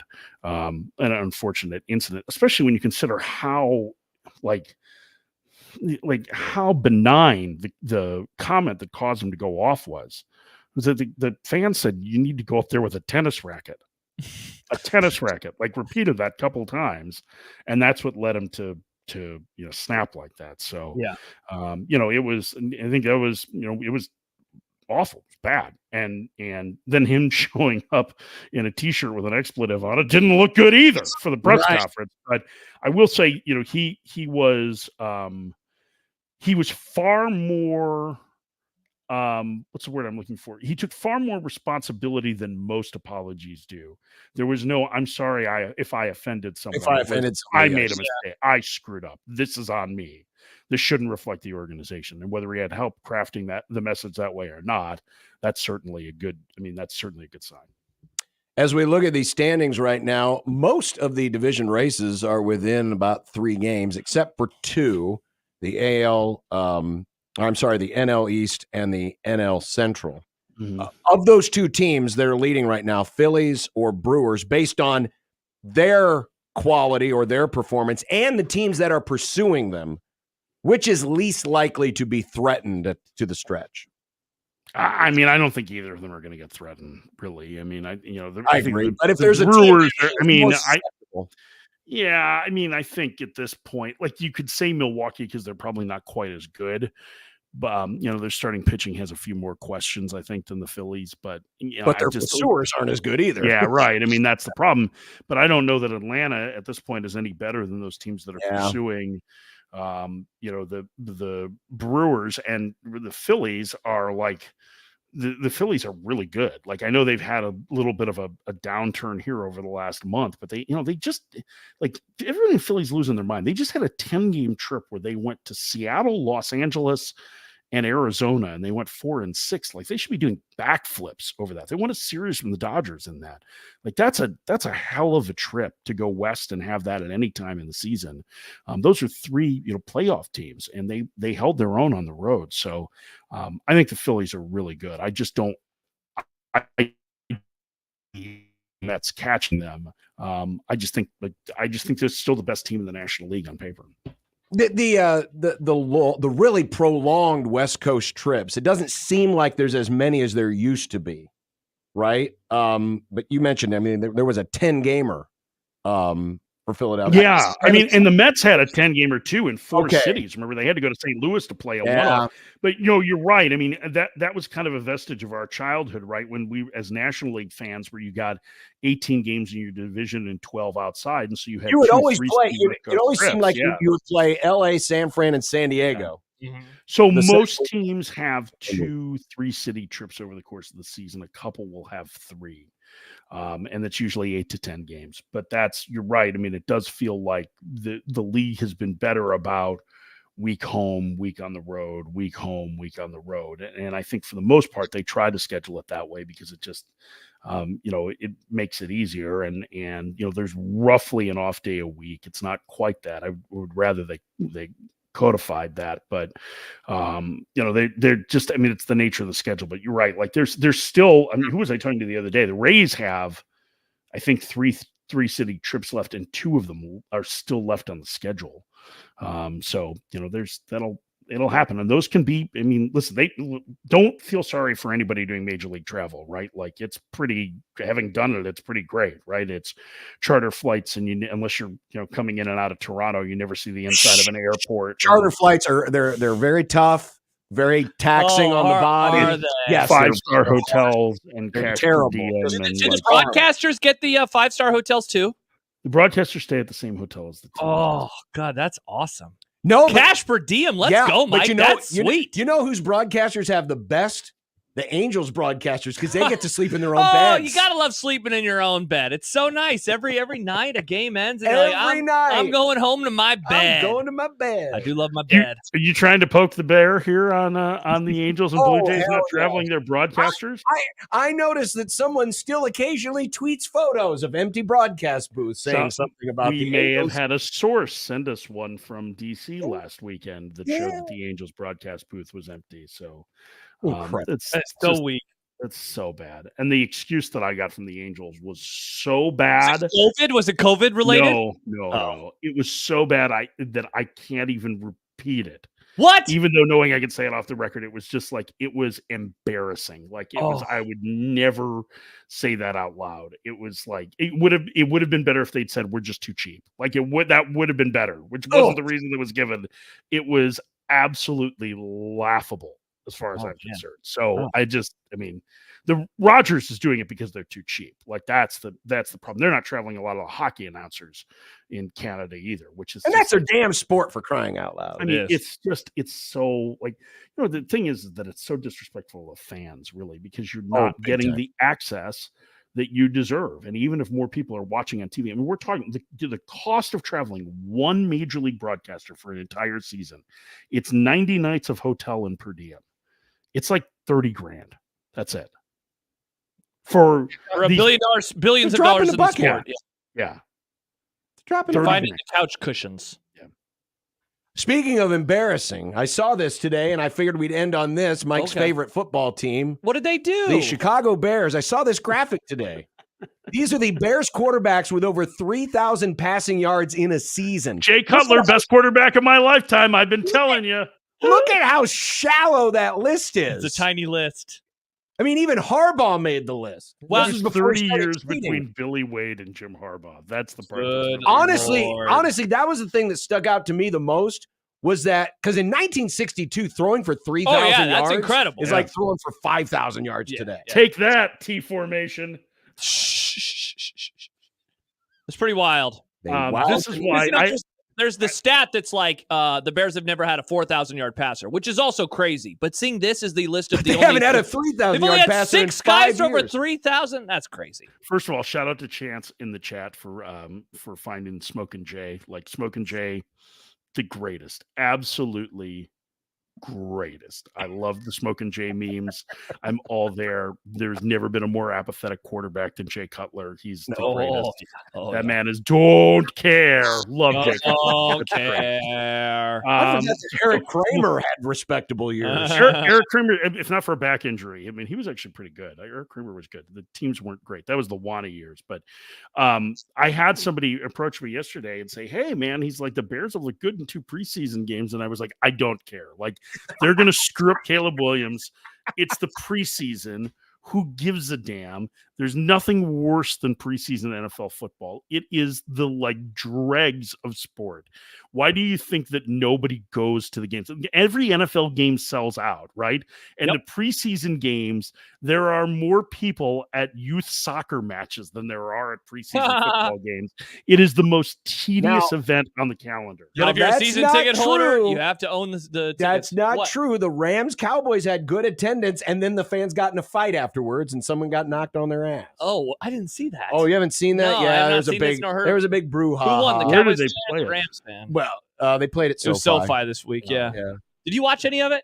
Of course I did. Yeah, when your coach was chatting up, and that guy's going to be a great broadcaster. He is going to be a great broadcaster. Coaching. I watched. I saw half of the Stetson Bennett interceptions. 2 of them. Nice. It was hard not to see us. You know what? You know what doesn't matter? Stetson Bennett's interceptions in the preseason. Nobody cares. Is he going to quit the team again for a few weeks like last year? Who knows? Yeah. Wasn't he the guy that was 70 years old playing quarterback at Georgia? Yeah. Yep. Mm-hmm. That's the guy. 2 natties. Chris Winkie was like, wait a second, this guy's old. And he didn't get nice. Oh my Chris Winkie. Chris Winkie, former professional baseball player. That's right. Yeah, that's why he was so old as a college football player. He got drafted by the Panthers, if I remember right. He played in the NFL for a while. Yeah, he had a cup of coffee, probably made some money, probably doing well in his life. Like, I remember he was like the baldest. How far did he climb up the ladder in the majors or in the minors? Minors? I don't think he made it out of A-ball. Was he better? Or was Drew Henson better? Drew Henson was a really good prospect at one point. Like he was a Yankee, right? Guy, yeah. Chad Hutchinson's the guy that's worth talking about, who made the big leagues as a pitcher with the Cardinals, and then was a quarterback with the Cowboys and the Bears. He was a really nice guy. He's actually, I think he's Todd Walker's brother-in-law, the former LSU star on the ESPN analyst baseball player. But Chad Hutchinson, super nice guy, terrible football player. Oh, he sucked. I talked myself into him, Mike, because the year that he was with the Cowboys, they were on Hard Knocks. My dad and I were like, this Chad Hutchinson guy, maybe he's going to be good. Yeah. No, he was. That was the Dave Camp. I talked myself into him because I was a Bears fan, and there was the other option was like, I don't know, Jonathan Quinn or. By the way, Chris Winkie, Henry Burris. Chris Winkie is a coach right now. He's in college football. He's at Georgia Tech. He's a football guy. Chad Hutchinson. His Wikipedia page just kind of ends with the Bears. So I think I want to say Winkie went to the same high school, I think. Isn't he a Minneapolis kid? He went to the same high school that Joe Mauer did. And Paul Molitor, Cretin Durham Hall. I want to say that he was the football coach there. Cretin Durham. Yes. Wow. Amazing. Yep. Yeah, he went there. But I don't remember if he was the football coach there or not. I thought he was the football coach there for a short time, but I could be wrong. If it's not on his Wikipedia page, it didn't happen. Wikipedia is never wrong. No, it definitely is not. Nope. Never, ever. Never one time. Never. Mike Farron, Sirius XM, MLB Radio. Thanks for getting me through cabinet work yesterday. That was fun. Hey, I'm just happy that you could, I don't know, what were you doing? Refinishing them? Yes, the wife decided to go whole hog, and we refinished the cabinets, and then I had to put them back up. On your vacation? God, that's such a bummer. It's a lot of lacquer, John. It was a lot of lacquer. But they look nice. The kitchen looks nice now. Can you come redo ours? No, I am. Well, I'm not done yet because apparently the countertops are next. Oh yeah, you're never done with the kitchen reorg. No, that's going to be the next thing you know. You're going to have to add a pot filler, and your stove's not in a place that has water near it. So good luck. No, different one, Josh. My bad. By the way, Mike, I did not legal in Nebraska. I did Google split infinitive, and I am still a bit confused by what this is. That makes sense. Yeah, I'll check it out during the commercial break a little bit more. We'll keep reading. Yeah. You know what an infinitive is? I know what infinity is. No, an infinitive, the verb. What's infinitive? It's like an infinitive to do something, like to something. Like if you're, Oh, like, if okay. you think about it, did you take Spanish? No, God. I took German. Well, that's helpful. Eins, zwei, drei. That's It one, was two, very three. helpful for the kind of movies Josh likes to All watch. right, let's settle down. Let's settle down.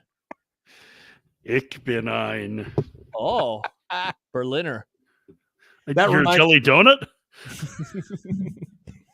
We should probably go to break. We should probably go to break before right. Josh gets canceled again. Again. Mike Farron, Sirius XM MLB Bye, Radio. Mike. Auf Wiedersehen. Yeah, nice. Which means Goodbye. goodbye. Yeah. 1620 The Zone.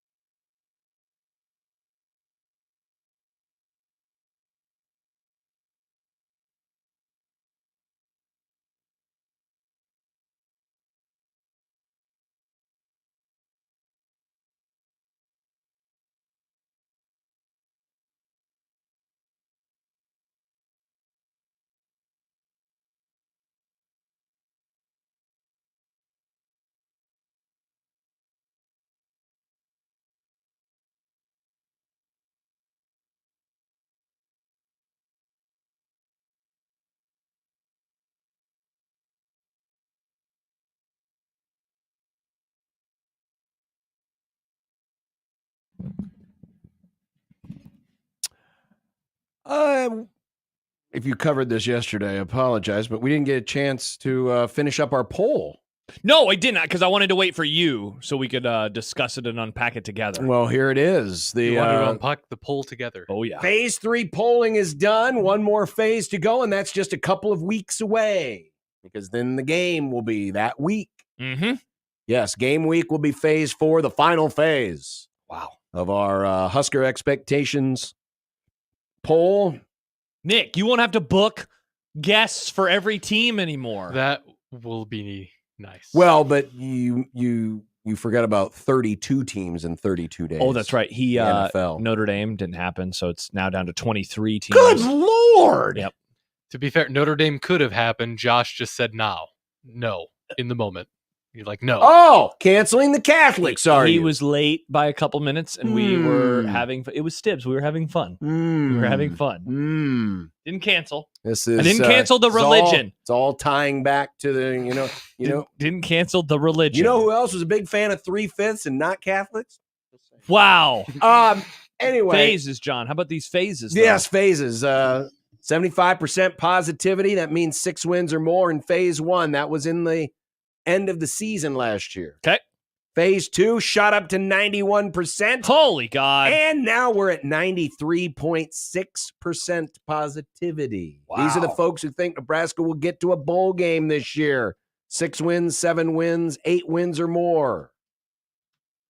Which, when compared to last year's progression, pretty steady up the ladder. Yes, last year was normal. Was a normal level of positivity progression. Yes. This year it exploded. Yeah, well, immediately.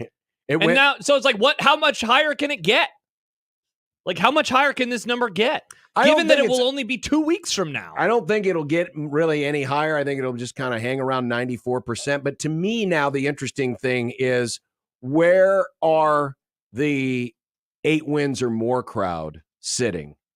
And after a slow start, the 8 wins or more crowd came to life last week, and we did see a little bit of a bump. So in the spring, that's when the big jump happened. Those voting 8 wins or more were at 35.9%. It did go up to 36.8%. I really thought that number would see a much bigger increase. And now I wonder, if anything, that would be the one to gain the most, right? Not that the positivity index. That's where the growth is coming. That's where the growth has to come from. Yeah, you would figure because so. You only have like 5%, 5-6% of the audience. Literally, who are below 6 wins. So the growth has to really come from the 8 wins or more crowd. But I wonder now, with the question at left tackle, and the reaction to last week's scrimmage, at least by the coaches. Yeah. If that tamps it down a bit. If we've now crossed that line where now, reality is setting in. Well, maybe we won't be so good. Let me give you one potential thing that could boost it. Folks, we would like to announce today that Dylan Raiola will be the starting quarterback for Nebraska if that happens before the voting. Even though we all know this, it is symbolic. But will that get, some stragglers? If it does, man, people just have not been paying attention. Well, I mean, I don't know anybody outside of the Harburg household. And even they know what's up. And even they know what's up. Yeah. That think that there's going to be anybody else but number 15 behind center. Yeah. Again, they know what's up too. I am surprised that number didn't continue to shoot up. It I didn't thought even gain a full point. 0.9 is what it went up. I think that number climbs higher. The 95% or whatever it is, that can't change because there's not going to be 100% that say they'll make a bowl game. But I think people shifting into this category, I think, is what is more likely to happen. Now, I don't think it flips, and I don't even know if this has the highest percentage of votes, but it definitely, I would guess it is above 40%. That's what I would guess. But a couple weeks left, and then we'll see. There's another scrimmage coming up this weekend. And then, of course, they'll be into hardcore game prep after that. There's always that buyer's remorse a little bit that happens right before a season starts, even though throughout all of our polling, optimism climbs as the season draws near. But all it takes is one bad story to come from camp or, one shaky review. Yep. And folks start to hedge their bets a little bit. Definitely. But I think right now what we're sitting at is it always seems like there is a number that the majority of people land on as far as wins. And I think that number this year is 7. I think so too. I think 7 is, if you had to pick 5, 6, 7, 8 wins in the regular season, I think the majority, if at least not the plurality, would be on 7 wins. John emails in, have all those positive people not heard that Corcoran is again the starting left tackle? Do they really believe that Gramstad will be able to drag Nebraska across the line for a bowl game? Come on now. Now. Yeah, let's settle down, folks. Let's settle down. It'll be fine. It will be fine. It'll all be fine. It'll and then be we fine. can It'll be move on Ugh, to I don't other like it when Nick says it things. that way.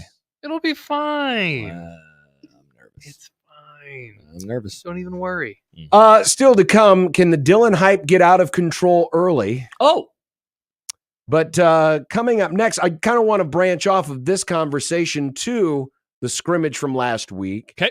And it really wasn't even the scrimmage of last week. It was the audio that came out of the open practice, which led to some folks wondering if this was what has been affecting Nebraska mentally all this time. Mm-hmm. And that's playing in front of you, the people. The people. That'll be coming up next here on 1620 The Zone. But our friends from FanDuel are ready to go for the NFL season. And, yes, you can bet on week 1 games if you want, but you want to wait until you get to the week, know how every team's really going to look. Yeah, what do the rosters look like? But you do have futures bets. Oh, yeah. And there are a ton of them available right now on the FanDuel Sportsbook. Individual player props, win totals for the team, division champs, Super Bowl matchups, and a whole lot more. And right now, new customers can get $150 in bonus bets if your first $5 bet wins. And there's no better place to get ready for the football season than on FanDuel, which is America's #1 sportsbook and official sports betting partner of the NFL. So visit FanDuel.com/1620 and get in on some future action before the real game starts. Speaking of futures, John, one of the cool things that they have right now, a parlay builder that you can do for regular season props. So, for example, I decided to combine C.J. Stroud to throw for more than 4,000 yards during the regular season, Patrick Mahomes to throw more than 35 regular season passing touchdowns, gets to plus 241, whether it's that, whether it is the lines for week 1, MVPs, long-term division winners, whatever it is, just go to FanDuel.com/1620. You can get $150 in bonus bets if that first $5 bet wins. 21 plus and present in Iowa. First online real money wager only. $5 first deposit is required. Bonus issued is non-withdrawable bonus bets, which expire 7 days after receipt. Restrictions do apply. See terms. Sportsbook.fanduel.com. Gambling problem? Call 1-800-BETS-OFF.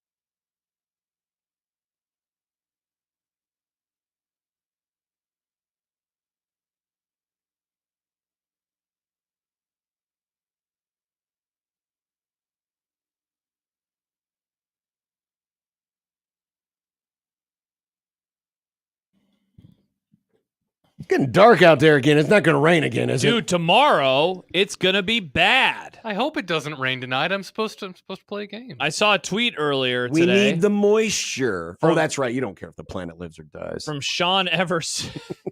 From Sean Everson. Wednesday is severe weather day from 2 a.m. to 7 a.m. Oh, great. There's a lower severe chance, some hail and wind potential. Heavy rain is main concern. After 7 p.m., chance of severe storms with large hail and damaging wind/flash flood potential. So there you go. I don't remember this being a severe weather day a couple weeks ago when we got hit by that big windstorm. The derecho or whatever it was called. Well, technically, the nerds pushed up their glasses. As technically, he's not a derecho. I am begging weather people to be normal. I just Begging them. I want to hit a ball tonight. I don't need it to Oh, yeah. rain. Nick is making his debut on the Jack Mitchell COVID experience. Wait. They're already playing again? Yeah. Fall league What is this, starts. the NBA? Once the season gets over and they start playing the next Dude, it's week? like soccer. You It's know, the fall EPL league, starts John. this week. I got called up. The lineup's not released yet. Unbelievable. Do we think Nick's going to start? What position are you playing? I don't know yet. Wow. The What lineup position hasn't do you come out want to yet. play? Designated hitter. Oh, so you don't want to be out in the field? I don't know if I know how to field. I want to see Nick. I've in the never field. fielded. I know what to do. I just don't know if I can do it. I've heard from a boots on the ground reporter who will be there and will be able to give us an update on our producer. Great, because that didn't hijack enough of our time and attention before. Yeah. So this was the video that was making the rounds. This is from the Chasing 3. Yes. Stolen name. the Stolen Valor documentary. Give me my name back. But this was Matt Subscribe Rule today to my podcast. during the open practice. Now, the folks who were at the open practice couldn't hear this unless they had really, really, really good hearing. Because This came after a fight. yes, there So- was an incident that happened at the open practice, and Rule Wait, stopped everything and brought the team together and read them the riot act. Here is said riot act read. Hey, look at me real quick. If you guys want to know why we've lost a lot of close games, you just saw it, okay? We thud here, but because there's people watching, you don't want to look stupid because you're leveraging the football. We're just grabbing people and pulling them down, which means either you're not a good athlete or you're not doing what we're trained to do. Our seniors, their first drive, they go sit on the bench at a practice. Appreciate it. And a fight breaks out. A fight breaks out in front of the fans. So I'll make my point. But this is why we lose. Because the minute there's people here, we don't do what we do anymore. How about we have pride in the way we practice, Jamari? Do your job the right way while we're out here. Yes? Do everything right. You can't change your shot with the game on the line. You do what you do. And I'm demanding you do it right. Or I promise you this will be a long night. For no reason other than I'm not losing. And that was losing. Not the result. The process sucked. So go to the rest of the practice. And I expect a standard, Ty. I expect a standard from you older guys. It's time to win. It's time to win. Winning is every day. Let's get to work. Let's go to work. That was probably my favorite line was that, and it's such common sense, but we don't really think of it in these terms. You don't change your shot when the game is on the line. That's the one that I had written down too.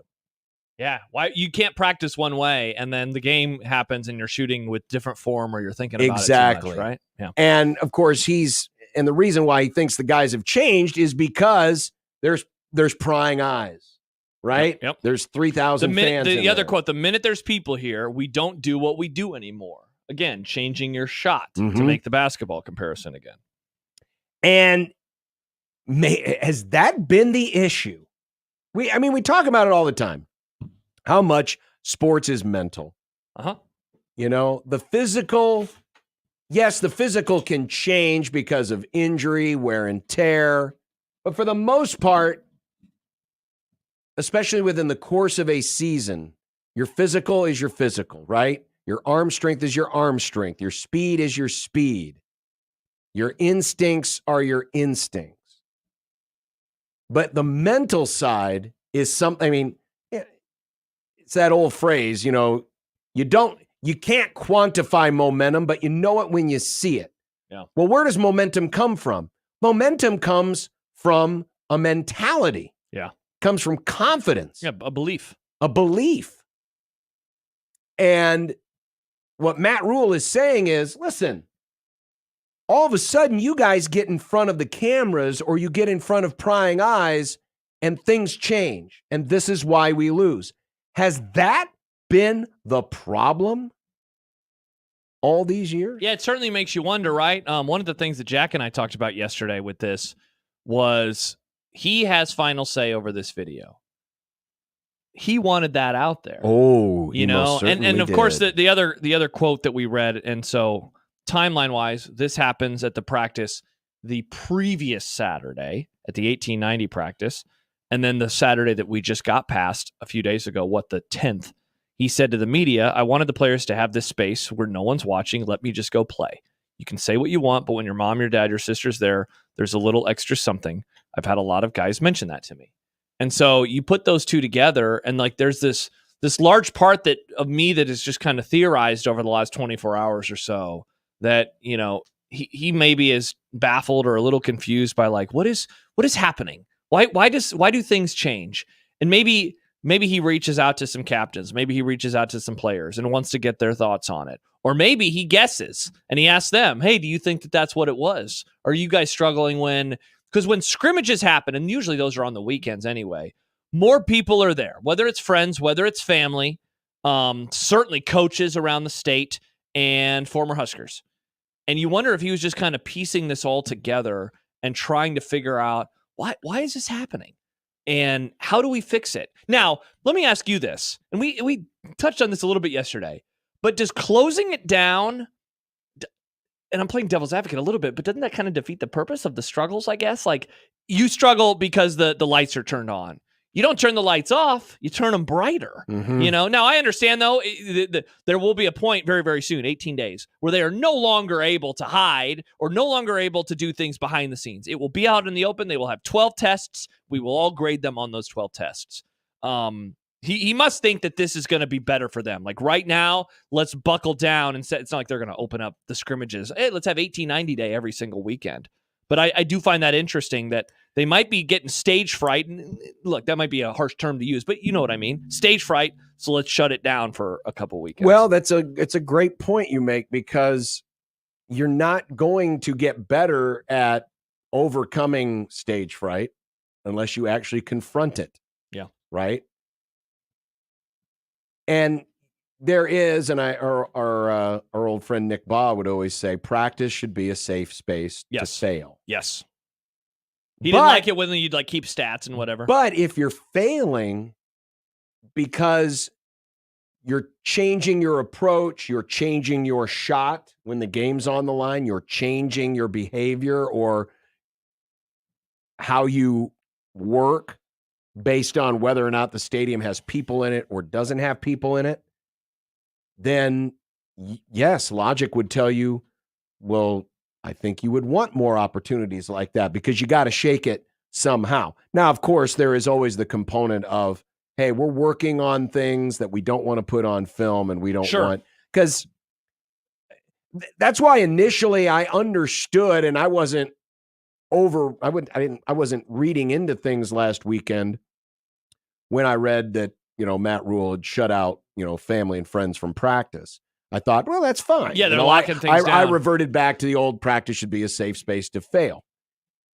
But then hearing this and hearing that, well, part of the issue has been that Nebraska has done things differently. They haven't maintained their standard. When people are in the stadium, I do start to wonder, well, maybe they need, as more you said, practice. They turn the lights up brighter. Yeah. To see if that's the case. Now, there's probably other ways too that you can get through to that. And a lot of that is that it's about how you treat every situation. And that's why coaches like Saban and Osborne always talked about the process. Yep. The process. That, and if you follow that, it doesn't matter who you play. It doesn't matter where you play. It doesn't matter who you're playing in front of. You are the standard. And getting people to accept that and understand that is the most important thing. And it sounds like there is still some getting through. And honestly, yes, you would like to have people come in and just wave a magic wand and fix a lot of the things. But keep in mind, this program has gotten in its own way so much, so often in recent years that quick fixes they're just not easy. They're not pliable, especially in college sports. Yes, we have the transfer portal. You can go out and get new players and bring them in and plug and play. The ease of doing that is better now than it has ever been. But the dynamics of the locker room, the dynamics of, NIL, the dynamics of, just being an athlete in these modern times when it seems like everything is out in the public is so much different than it was when, like, Devaney got here in 62, right? Yes, there were people that were interested, but it wasn't as universal. Well, you couldn't. First of all, there were no cell phones. You couldn't pull out a phone, open it up, and see people yelling at you. Right. Right. The only people yelling at you were the coaches. Yep. For the most part. Yeah. But now it's changed rather dramatically, and so the challenges, dare I say, have gotten stronger. So I'm not overly alarmed that maybe this is something that still hasn't been flushed out of their system totally, because this is just the beginning of year 2. Yeah, I find myself agreeing with you. And it is another reminder, and look, this is not to say that the coaches were perfect, but that they can tell these guys all they want that, like, you got to be even keeled, you got to be the same as you always are, but the players still have to do it. David texts into the show 402-951-1620 says, love his point about changing when people are watching. Open practice now seems smart as hell from a performance perspective. And so, like, they obviously decided not to do that moving forward. They'll have another scrimmage on Saturday. I don't know if they'll have one the final Saturday before the season on the 24th. I don't think so. But maybe they will, but they'll have another one this weekend. Because I was with you. When that news came down last week, I thought it was just because they're working on stuff. Maybe they wanted to keep things close to the vest with Dylan Raiola, even though, again, we all know he's going to be the guy. So for this to be the reason, I continue to find very, very interesting. And how the team handles it and how they respond to it. Because, again, going all the way back to what I said earlier, he left that in the video on purpose. They did not have to keep that in there. No. He did not have to say what he did to the media. So I think he is really trying to let them know that now, like, everybody knows this. And so how can you respond to that? How do you respond to that? And how do you get better in these types of situations? Yeah, it's all a controlled messaging to get the message across to his team. Yeah. Yes, this chasing 3, it's for the fans, it's access to the program, but it is all done. It is all done in the purpose of building up the organization. It's not just a peek behind the curtain, here's what it is. No, all of these things have a purpose behind it, especially when it's done in-house. Yeah, and the inclusion of this proves that, right? Yes. Yeah, when it's done in-house, trust me, there is a messaging taking place that Rule is using as part of his team building and program building exercise. Yeah. This is like the less messy, less loud version of what Prime does. Yeah? Yeah. Because Prime feels like he's trying to make himself the center of attention, when Rule, the way he does it, really makes it feel like the players and the team should be the center of attention. He's just kind of being the conduit. Not himself. Yeah. Jed says, and this is, I think, a really good observation, Rule even admitted after last year he underestimated the mindset and the deep-rooted nature of it last year. It seems like this year he is really focusing on getting it out. Yeah, I think that showed itself after the loss to Minnesota, and definitely after the loss to Colorado, when, like, the sky is falling everywhere, and he's like, what is going on right now? And so I think, focusing on that and reminding them of that. And again, like, if you do everything so well all the time, but then people come around, like, that shows that it is between the ears. If all things are equal and you perform good in one situation but not so much in the other, how do you fix that? And that's the thing. Fixing something mentally, man, it can be a whole lot of difficult stuff. Well, coming up next, kind of on the other end of that spectrum, the Dylan hype. Yes, we're going to introduce you to a new hype monster. that could be very loud and very aggressive very early. Yes. Oh, yes. Next on 1620 The Zone.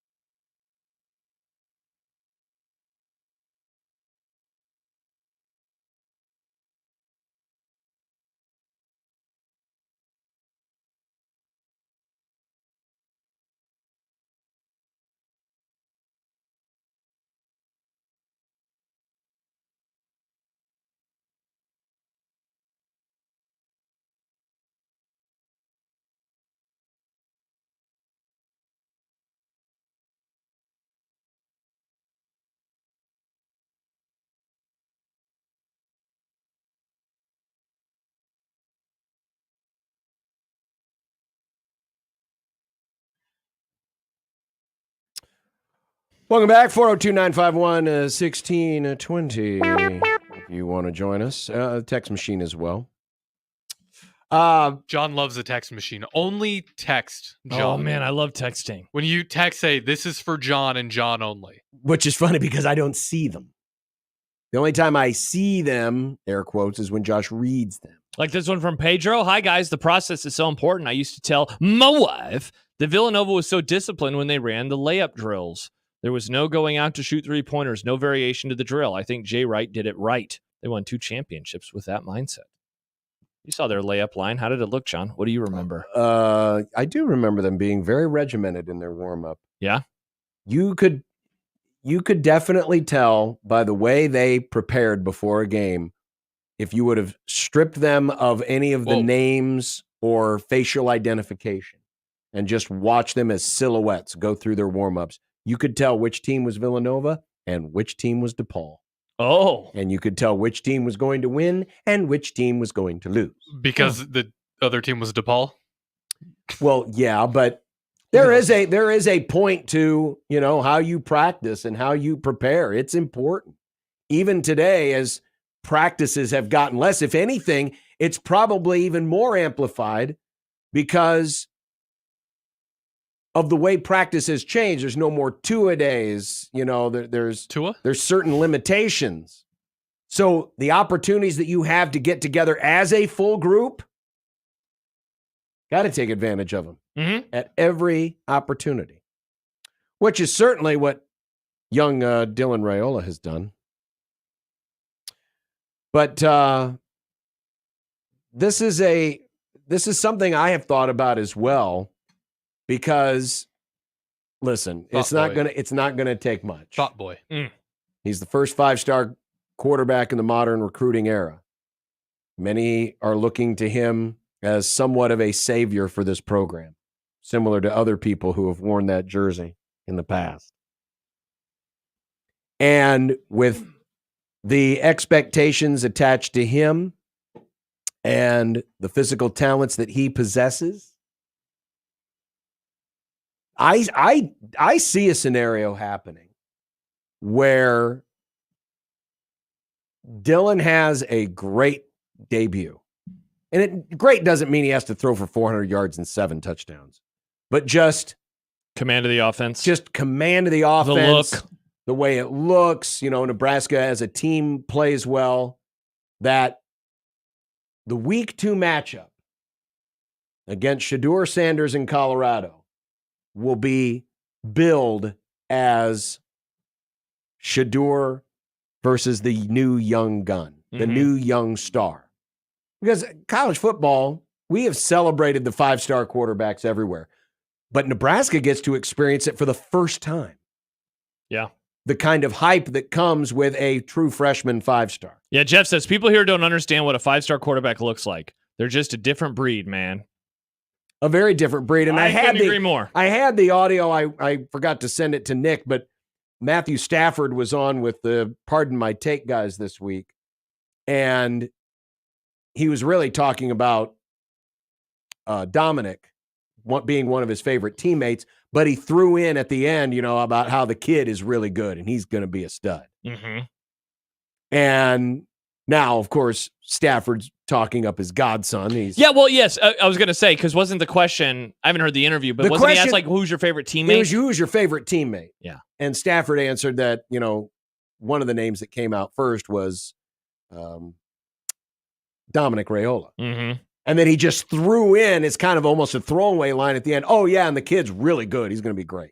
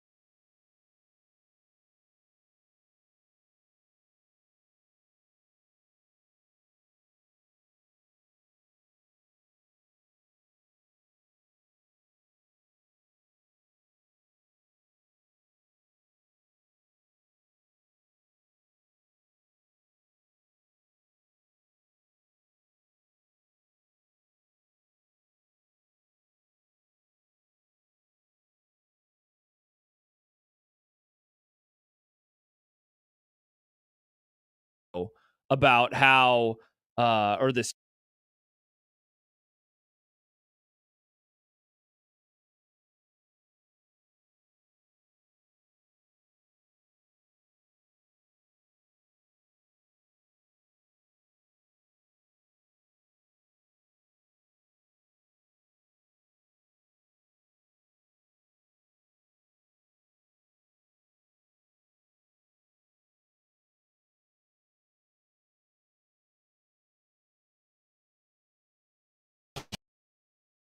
He is the story immediately for Nebraska football once he is on the field for the first time. Yeah, it's hard to envision a scenario where he isn't the story, because if it were to just be a pedestrian effort, it's going to be a story, because people will be like, well, I thought he was going to do better than this. And again, if it can just be a good effort. And some of this is because last year created such a low bar that, competent quarterback play, and this is not to disparage Heinrich Harburg, who did, I think, the absolute best he could given the circumstances. This was a guy who, wasn't even in the quarterback room. And he opened last season playing tight end. And exactly. So, and things were just so down that part of it will simply be that, oh man, this just looks so much better.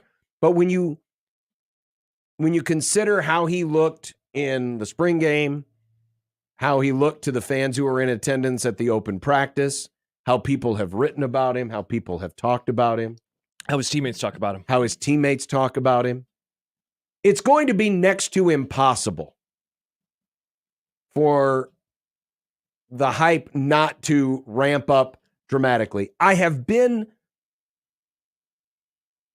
want to say pleasantly surprised, but it has been a little refreshing to see the tamp down expectations. We just showed you the poll results from phase 3 and how it's basically a third of you think that there's going to be an 8-win season. I honestly thought that might be higher after the spring. Closer to 50%. Right. Yeah. Because they just saw Dylan and what he represents. And I know, I'm trying to remember when we did it, but we did ask the question of folks early in the offseason. Like, what are you expecting from him? Right. Yeah. And how people's expectations of what they don't look at Dylan the same way as 30 years ago folks looked at Tommy Frazier. Mm-hmm. And certainly that's because the program was in a different spot 30 years ago than it is today in terms of the quality, the trust factor, and just the landscape of college football and how it has changed. But it has been a little refreshing to see how folks seem to have more realistic expectations for Dylan. But I can't help but think that human nature, Husker fan human nature, won't kick it into overdrive once they actually see their guy do it against live action, hostile opposition. Yeah, because, it's funny. We were talking with Farron earlier, and the Bears came up, and Caleb Williams came up. And I think that Bears fans, in a way are kind of similar to Husker fans in that they have been in the wilderness. You had the stat that you put up during the interview, number of 3,000-yard passers that they have seen. Look at similar stats in college football for Nebraska and their passing quarterbacks. It's been a dire situation. Now, part of it was the offense that they ran for so long did not emphasize it. And then as we have entered into this modern passing era of college football, Nebraska has not had that dude. And I say all that to get to this point.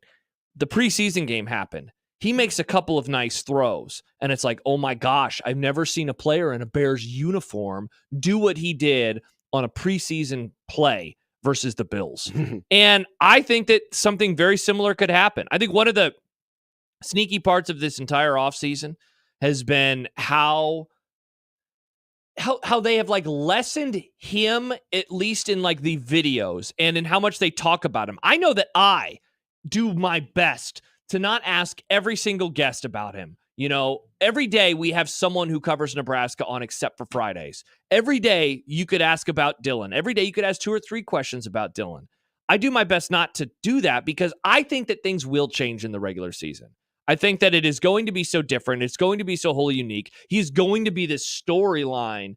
And I think that whether it's me trying not to talk about it all the time right now, whether it's the videos that they post, he is always there in the background. But like, I think Jack said this to me recently, where he's like, if you were someone who had no information on Nebraska and you threw on one of those videos, you would not know who this guy is because that's how in the background he is. And I think that's a cognizant effort from them for a variety of reasons. And again, one of them I think is because on August 31st, when he goes out there for that first snap, everything changes and he becomes the main story. And he is going to be the story as long as he is healthy at this university. He will be the story. I think it's a healthy approach in so much that it doesn't create unfair expectations too early. I think it also helps because Rule's MO has been to try to keep the quarterback room happy. Right? Mm-hmm. And it's a reason why he hasn't announced Dylan overtly as the starter, why he always makes sure to make mention of the other quarterbacks. Because, you know, the volatile nature of transfer being what it is and egos and everything else, you know, he's trying to keep as healthy a quarterback room as he can, both physically and mentally. So I think that's a big part of it. But the other part of it is also to try to not let the expectations get out of control before they've even faced live action. 100%. But you're so right. That first play, that first snap, changes everything. Yeah. And you can only control the messaging so far because once you put that product out in front of people where they have a chance to compare it to other products of its kind, you can try to control the messaging as much as you want, but the imagination has run wild. John, they posted a picture of him wearing sunglasses walking into the Selleck Hall. And that went wild. And we know how he plays and we know how he looks and we know the type of quarterback that he wants to emulate. And we know his number. And I love this text that we got a couple of minutes ago from Cody where he says, my mind is blown. I just realized that Dylan is just wearing 15 because his dad wore 51. I also know what 15 stands for at this moment in time in football. And so all of that to say, the halftime shows, the highlight shows, all of that stuff on that Saturday, on the 31st, man, if we could do a bingo card where all of the card is just an announcer comparing him to Mahomes, I think you could fill up the bingo card, whether it's inside of the game, who's ever calling it, whether it's a halftime show where they mentioned it on ESPN or Fox, like that's going to happen over and over and over. You're right. You can control the messaging right now. You cannot once the game start. Max asks, are you guys particularly concerned about the narrative, hopefully good about Raiola when it comes to the UTEP game specifically? I am not. I'm not because this is what you sign up for. If you want to be in this playground, you have to expect. Yeah, I like things. it. I'm excited. I'll be honest. I am ready to get past all of this stuff because I just want to watch the guy play. I've heard so much about him. Sure. I've seen, we can see practice or whatever. I'm just ready. I'm ready for full go. I'm ready to watch him at the stadium wearing a red jersey. I'm ready to watch him on the road wearing a white jersey. I want to see how he relates to his teammates. I want to see how he throws the football. I want to see what happens when there are 80,000 fans in the stands. I want to see him audible at the line of scrimmage. Like, I am excited. And so, some maybe are like, I don't know, they're putting a lot on his shoulders. They are, but I can't wait to see what it looks like. They are, but this is why you get him. Yeah, exactly. You're not blessed with the kind of riches that a Georgia or an Ohio State have had where, you bring in a 5-star and he's got a year usually to work as an understudy because there's already a proven, fourth-year junior. What if it would have been Kyle McCord? There's a world, right, where Kyle McCord could have won the starting job. Yeah, exactly. Nebraska's not in that spot. You knew the moment they signed him, he was going to start. That's where Nebraska is. Yeah. And quite frankly, that's where he is. I mean, if there is, and listen, we could be really wrong about these things, but I think if there is a guy who is ready mentally for that kind of pressure, it would be someone who comes from this background, who comes from that lineage, who comes from that family, who's already lived in the limelight and already knows the role. Mm-hmm. And so I think from that standpoint, Nebraska is ahead of the game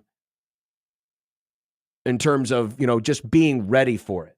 Now, it's one thing to be ready for it. It's another thing to be able to adapt to it once it happens.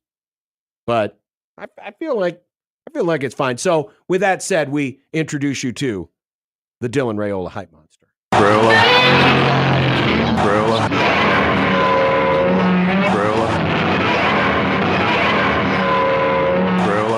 If you noticed, Dad said Raiola. Interesting. Which is the way it's I pronounced. was thinking about that on the drive in today, the Raiola Day, when I was at the basketball arena. I can't wait to see what the TV announcers are going to say. Oh, great point, Nick. Coming up next, time for 25 teams, or 23 teams in 25 days. Yep. Kansas State. Nice. Are they the Big 12 favorites? Oh, we already talked to Utah. Next on 1620 The Zone. John Bishop here for Lindley Clothing, who is already getting in their shipments of new fall merchandise. It's arriving daily from all your favorite brands.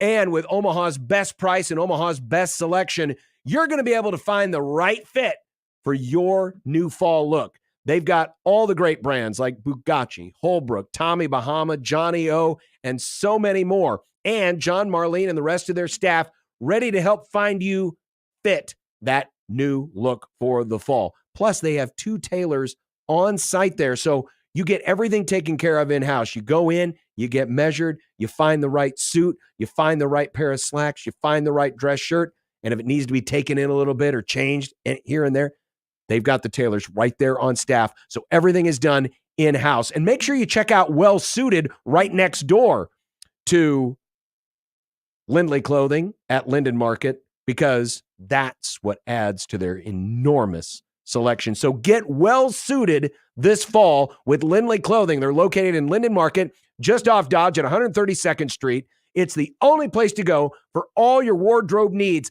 Time to look fit and time to look great this fall with Lindley Clothing, 132nd and Dodge.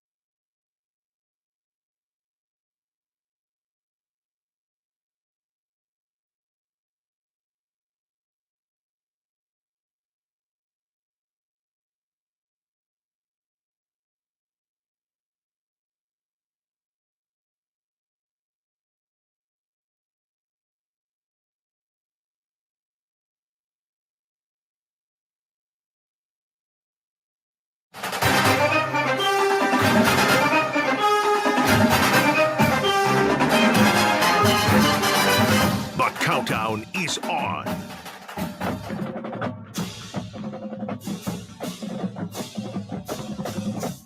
They like to bring pressure. Here's a lot of pressure. Giddens on the leak out. Touchdown, Kansas State. There's one third down conversion tonight. Make it 2 on a big run from Avery Johnson all the way to the end zone. How about that? So now the extra point blocked. K-State has it. This could be trouble up the other way. It's picked up by Keenan Garber. He's going to take it the distance. I don't see a flag. And K-State takes advantage of the blocked extra points to narrow the deficit. It's time for 25 teams in 25 grums.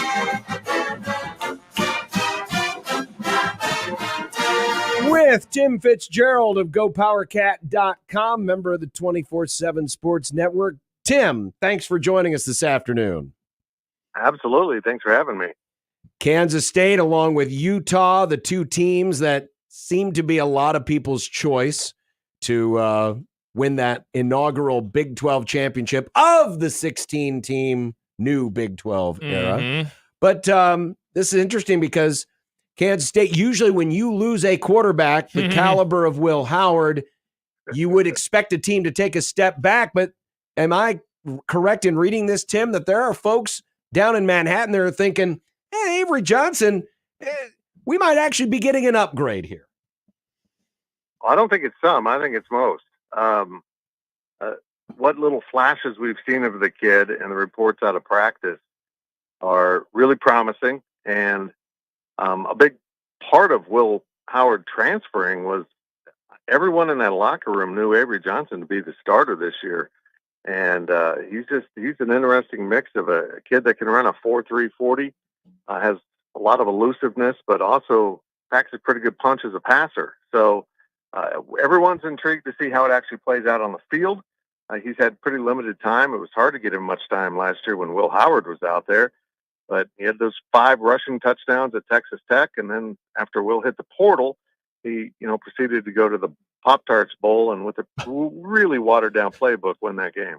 Yeah, so Tim, I guess what is the question then with Avery Johnson, given how limited he was last year just because of having Will Howard? What are you looking forward to seeing answered when this team takes the field in a few weeks? Yeah, as one of the coaches told me, he's going to run into some bad times. People need to be prepared for that. He's going to make mistakes that young quarterbacks make when they get into more complex defenses and better coordinators, and it's going to come, but he's one of those kids that seems to learn from every mistake. He's an incredibly mature and kind of level-headed kid. His dad has a great quote to one of my guys that said, Avery's kind of the adult in every room he's in, including his own house. So it's just one of those kids that just has a little bit of everything you want in a team leader. Tim Fitzgerald joining us from GoPowerCat.com as we preview K-State and 25 teams in 25 grums. K-State is going to be loaded in the backfield. DJ Giddens was a 1,000-yard rusher last year, and Dylan Edwards, who a lot of folks were hoping would end up in Lincoln, ends up at Kansas State. And at least from what I'm reading from some of the reports, it sounds like he is every bit what has been promised so far.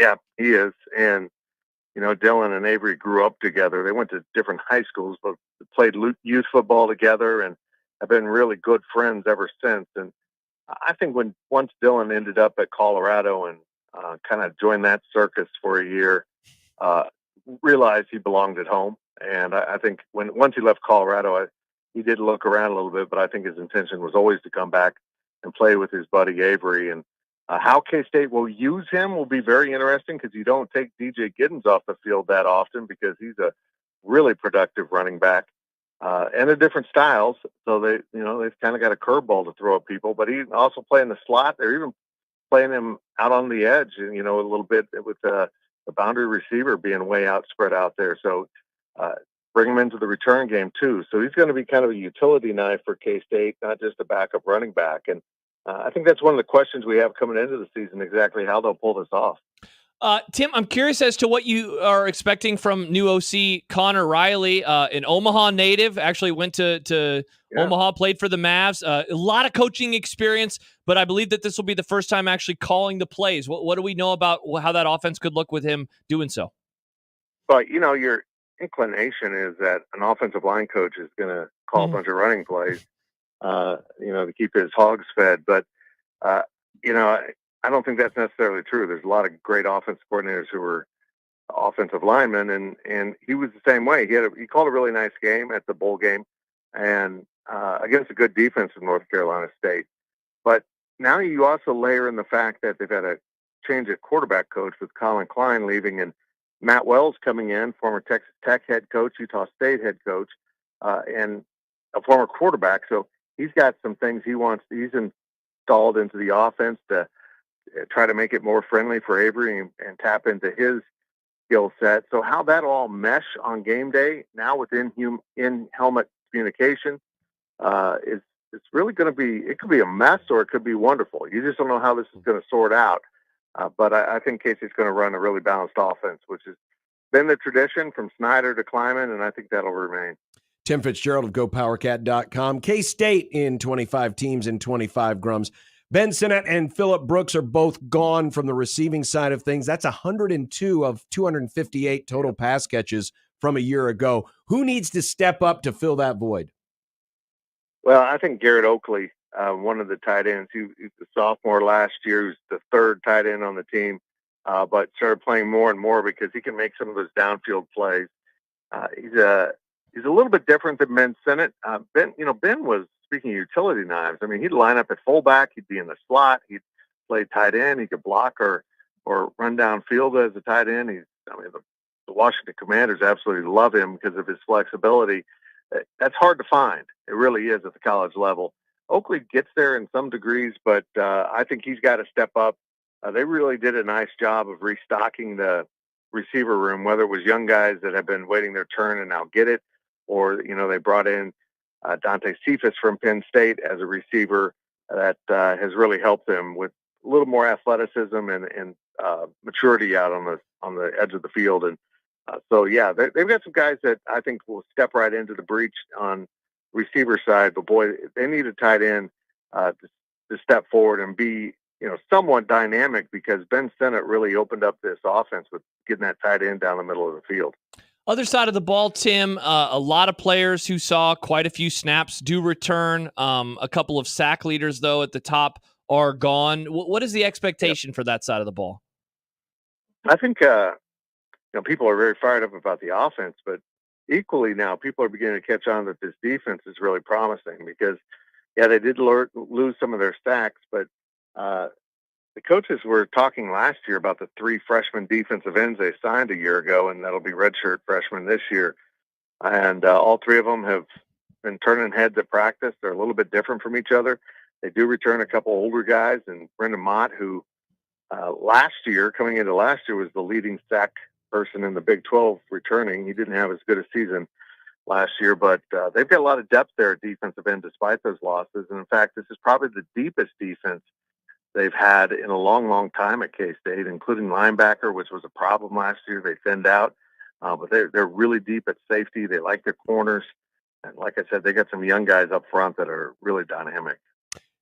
Tim, the Cats only had 25 sacks in 13 games, so it's not like it was a world-class pass rush last year. But you now look ahead to this season, you're going to have some different teams in the league. Khalid Duke, who was the leading sacker last year, is gone. How do you handicap how the pass rush will do this year? I think it'll be good. And part of that is their personnel flexibility. We were talking to Buddy Wyatt, the defensive ends coach, yesterday, and he said, we got a 3 deep. Actually, we got a 3 deep plus 1 guy. So we got 7 guys that I want to get on the field. I'm not comfortable getting them on the field. I want to get them on the field because they all bring something different to the table. And, eventually you need to find the guys that are going to be out there for the most snaps. So I'm kind of looking forward to the first game, which somehow is 2 weeks from Friday or Saturday. I don't know how that happened, but it's coming up quick. And I think we're going to see all of those guys get on the field and see who can get after the quarterback. And I know this, if you're in 3rd and long, K-State's going to put a bunch of long, athletic guys across the front and get after quarterbacks, and that's something you probably won't want to do against this K-State team. Tim, is the expectation the CFP? Like, what are people hoping for with the Wildcats this year? Well, the new Big 12 is just kind of an unknown frontier. Yeah. Even though, Texas hadn't been particularly good until last year. They'd been okay, but they're never as good as Texas says they are. Until last year, they kind of backed it up. And Oklahoma had fallen off a little bit. So, for years, after Nebraska and Colorado, Missouri, and A&M left, you'd look at that schedule and kind of mark the way. Okay, you got Oklahoma here, you got Texas here. They were kind of good signposts to know, where you're at in your season. With those gone, looking at the schedule is kind of weird because now they're gone and you've got some new schools. K-State plays Arizona, oddly, in the non-conference because they couldn't get that game replaced on short notice. But you can't point to anyone that really is the team to fear. And maybe that in part is because Utah isn't on K-State's schedule. And that's probably good for Utah and Kansas State. I would think those will be the two teams in Dallas, but the Big 12, the fun thing is it usually is not the two teams you expect. It's usually someone else sneaking in there, and we'll see how that plays out. But it's going to be kind of a mad scramble with 16 teams. You miss a lot of teams in your schedule, only playing 9 conference games. So it's kind of uneven schedules here, and Kansas is really good again this year. So, guys, you've probably been around a while. Did you ever think there'd be a day when Kansas and Kansas State would both be top 25 football teams? No. Because we went through a lot of years where neither one were top 100. That is so true. Tim Fitzgerald, GoPowerCat.com. Tim, thanks for the great preview, and have fun this season. Thanks, boys. Thank you, Tim. Tim Fitzgerald joining us on the 42 Degrees The Source hotline. If K-State is to get it done, that month of October is going to be real interesting because 3 of the 4 games are on the road. Yeah, brutal. At Colorado, at West Virginia, home for Kansas, then at Houston. K-State does play Arizona, but it's a non-conference game. It's one of those weird circumstances where they already had the game scheduled. And they didn't cancel it. They didn't cancel it, so it will not count towards the conference standings, which is interesting because Arizona is also one of those teams expected to be in the top half of the Big 12. But I love that they don't play Utah, setting up. We talked about this when we did our Utah preview, and he just mentioned it, perhaps setting up for a conference championship game. They have the second best odds to make the playoff from this league. Utah plus 210, Kansas State plus 280. That race should be fun. And I mean, the question for me, I think ultimately comes down to where the conversation began. You asked about Avery Johnson, the new quarterback, instead of Will Howard. Avery Johnson, they seem to love this guy. His numbers fairly pedestrian though from last year. At least his completion percentage, 56%. Did not complete very many a high percentage of his passes rather versus NC State, but incredible on the ground. Tim mentioned the 5 touchdowns he had versus Texas Tech. I'm just pumped to watch him because the way in which he's talked about that offense has a lot of skill players that are going to make it a ton of fun. Coming up next, it is time to check in with Mitch Holtis from Chiefs training camp. And then Steve Sipple still to come on 1620 The Zone.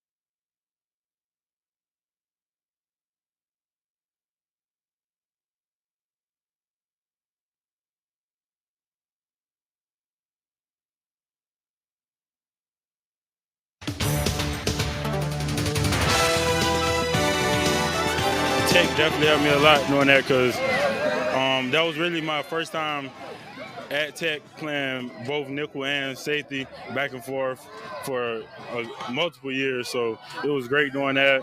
They definitely prepared me for my time here. So it's been great. My rookie year was awesome.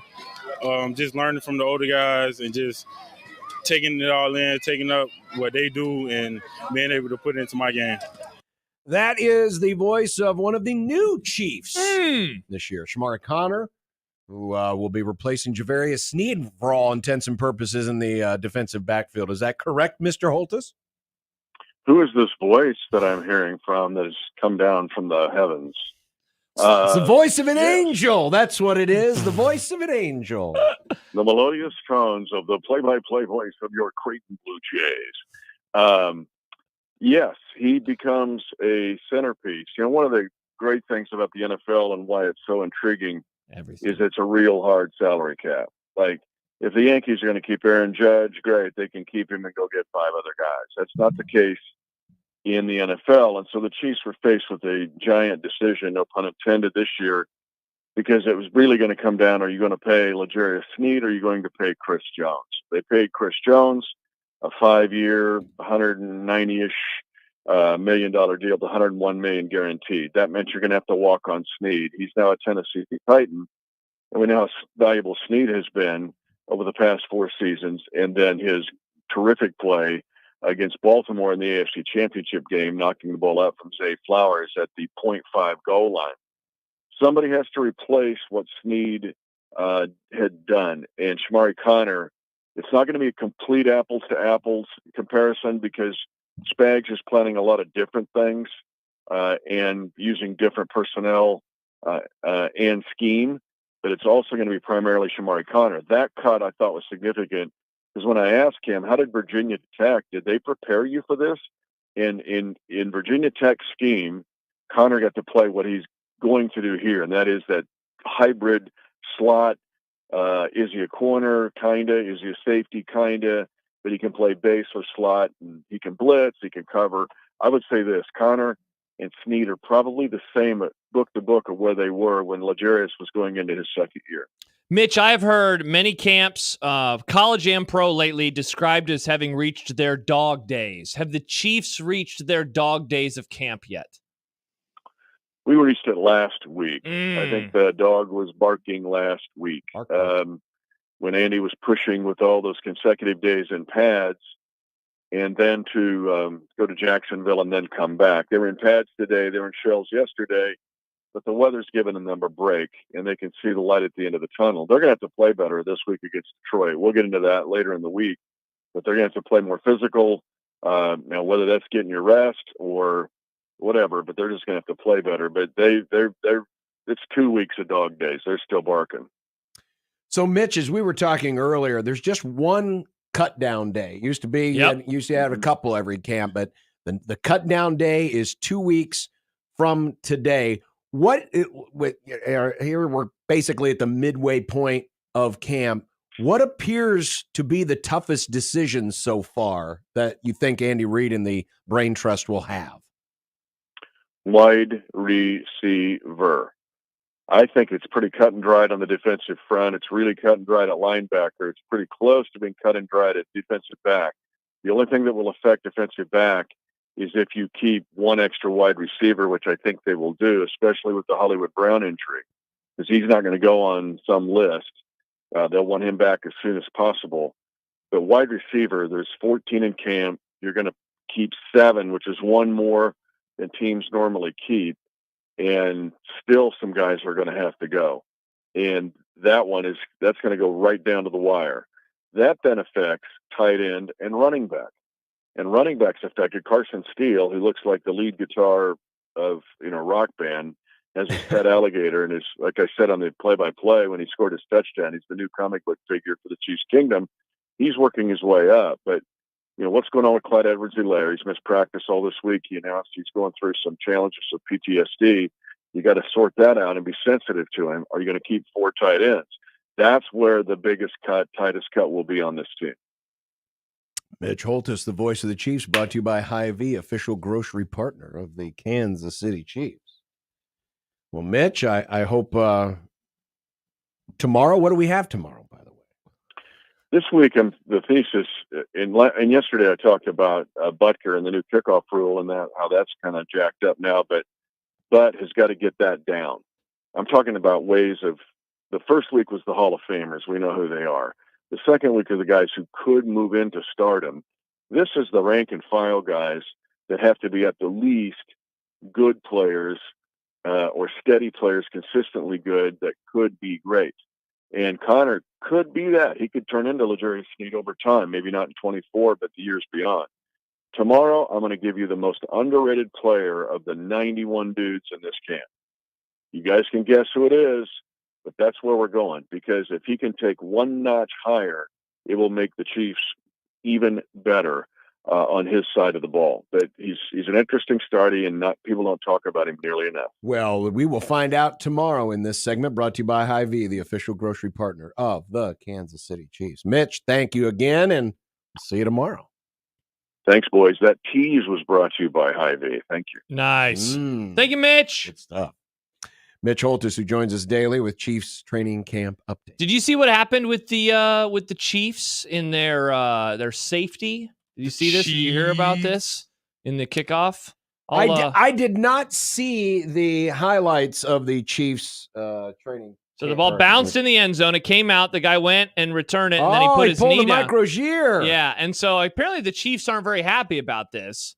But you can't do that. No, you've never been able to take the ball. Show me the beginning of that play again. Yeah. Because how I remember when it happened to Mike Rozier at Kansas State, he took it in the end zone. So it bounced in the end zone. It bounces in the end zone. Bounces he goes out. in the end zone to pick it up. But the ball had hit. And the ball had hit.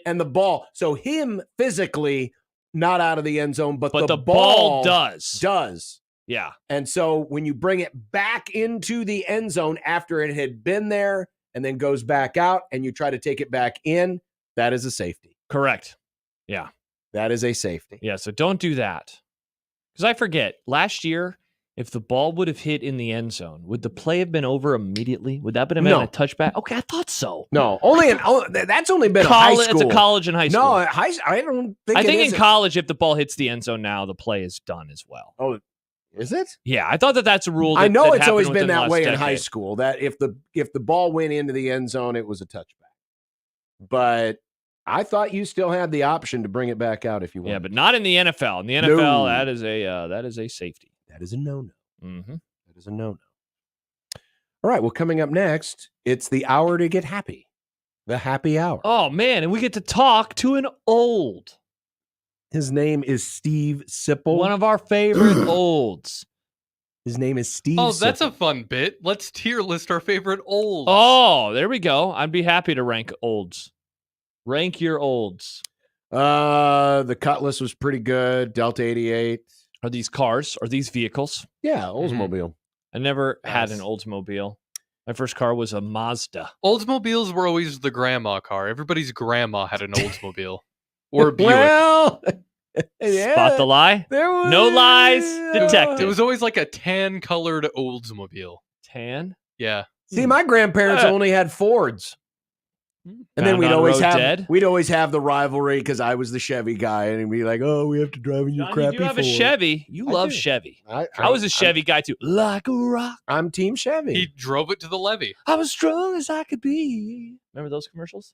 Like a rock. Of course I do. Yeah, good. Those were the 90s. Those were the 90s. God, bring back the 90s and everything that happened in the sports world in the 90s. No. Everything. We can just do the decade over again.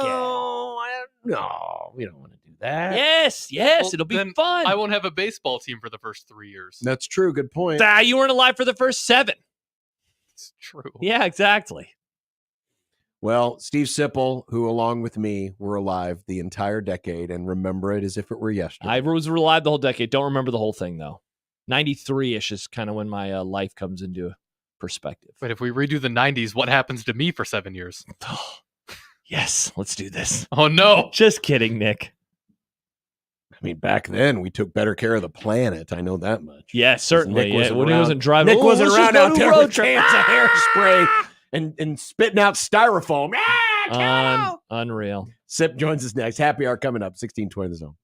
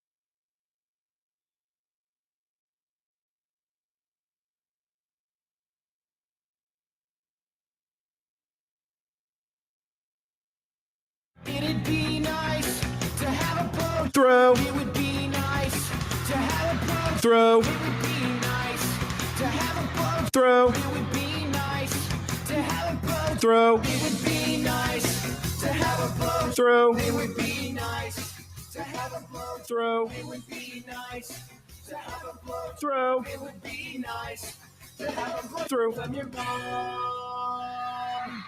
The happy hour Well, I didn't know if you were going to play it or not. He's not on the phone. Sybil the snowflake is one old triggered soul. Very risky. With here. reading glasses sitting on his nose and takes that really blow. Sybil the snowflake deserves a mouthpiece to the face. He says LeBron's the GOAT and Steph will choke. Then he runs to his safe space. Hey, we gotta be careful here. He tells us when we speak. But when 10 games air in a day, he thinks that's too many. Oh! Sybil the snowflake says words like mature. He's a blogger now and an honor too, and also really old.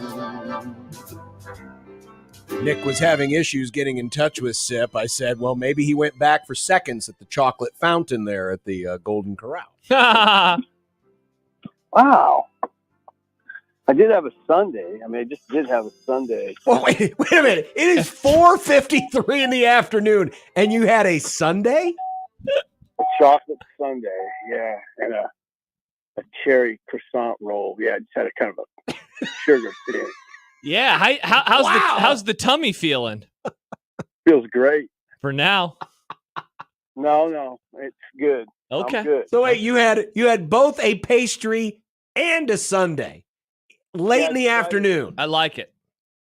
Yeah, I did. It was good. I mean, it wasn't a huge bowl of ice cream. That helped. Wow. But I was craving it. You're not worried about spoiling your dinner? Not really. It's dinner time, isn't it, Simple? You're of that age. Mexican about 7:30. Oh, wow. How many times a month do you eat Mexican food? Oh, good question. Let's see, 30 days in an average month. Yes. 20.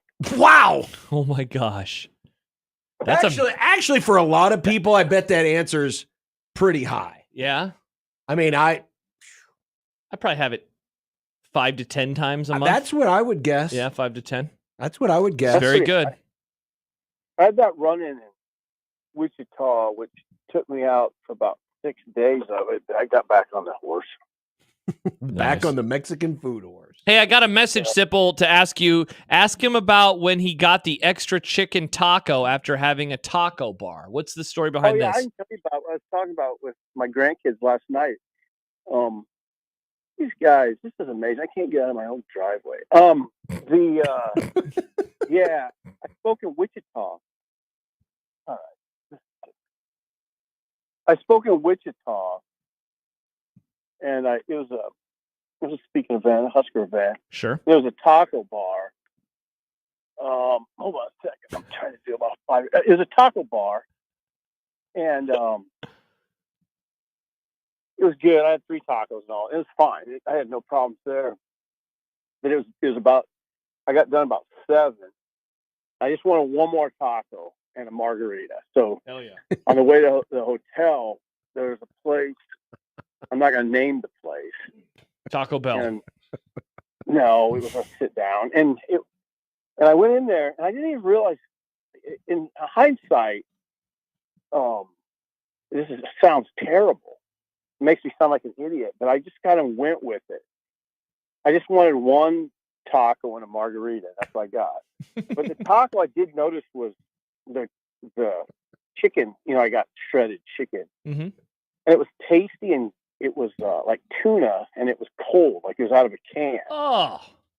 And my thought was erroneous. I just thought, okay, this must just be some part of Mexico that serves it like this, and I just happen to be at a place that serves it.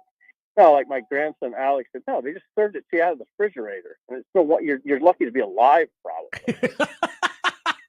I had tacos for lunch today. Yeah, well, they served it there. I hope the chicken was cooked. Yeah, it was. My wife made it. It was delicious. Uncooked poultry is about the worst thing you can have, and I found that out. Oh, it was an 8-hour trip home from Wichita. It usually takes 4 hours. So I had to stop so often. Oh. And I felt like I was going to die. I thought for sure I was headed to death. At one point, I was in Newton, Kansas, which is right outside of Wichita on the north side. Yeah. And I'll never forget it. Every step I took hurt. I went in and I bought a block of cheese and some Pepto Bismol and some pink. and I put the pink Gatorade in the Pepto Bismol on the counter. Why did you buy a block of cheese? Help things moving. Something bland. Yeah, something bland is a stupid choice. It's stupid. Again, not thinking straight. Not your finest hour. Like calling an onside kick in Ireland. Yeah, exactly. I didn't know if I was going to make it home. Yeah. And I'll never forget the girl at the little quick stop place outside Newton. I put the Pepto Bismol and the pink Gatorade on the counter, and she said, "Oh, it must be a pink day." And I'm like, no. I just stared a hole in her, Yeah. And every step in those situations, every step you take, every move you make, everybody that approaches you is a threat to your sanity. It is. Every person who dares even look at you is a threat. What a story. 8 hours to make it home when it should take 4. All because he had a hankering for a hunk of cheese. And a taco, a cold taco. No. It wasn't that. The cheese was just I know. Somebody recommended that I have something to eat. Just something. Anything bland. Wow. It's a stupid choice. You're not supposed to have dairy. No, that's going to be bad for you. Oh, God, it was bad. How long ago was this? I don't know. It lasted till Wednesday that week. Wow. I pushed forward, but man, yeah, it was. I just got. It's just the moral of the story is, if you get served cold chicken and a taco, don't eat it. I tried to douse it in hot sauce. Like, okay, this must just be the way it is. I'll just put some hot sauce on it, and it'll be fine. And it was. No, that was stupid. I ate. They erroneously served me shredded chicken uncooked. It was just probably an error. Either that or they figured anyone who's crazy enough to walk in and order a single soft taco and a margarita to go. No, it wasn't to go. I sat there and ate it. Oh, man. Well, yeah, they were probably figuring, oh, yeah, the tip on this is going to be real low. I mean, he's not even having a full meal here. Unless they're just trying to kill me, but there's no way they would have known me. I mean, I was in Wichita. Well, they might have been K-State fans. No, they wouldn't know who I was. So it wasn't. I don't know, Sip. You're very famous. Was somebody trying? The only thing that was suspect to me as I thought about it, in the subsequent days, was there was a waiter that kept coming by. This was overly intense on serving me water. I take a drink, and he'd say, "You want more water?" I take a drink. I was like, "No, I just took one drink." So I thought maybe the water was bad. It could have been that, I suppose. No, it wasn't. It was a chicken. Definitely. I did not expect this to go. Wow, what a story. That is incredible. Well, it's not that interesting, except it about killed me. I mean, that's the interesting part to me. I felt like I may not pull out of this one. Well, I'm happy you did, because now you're here telling us the story. Yes, you are.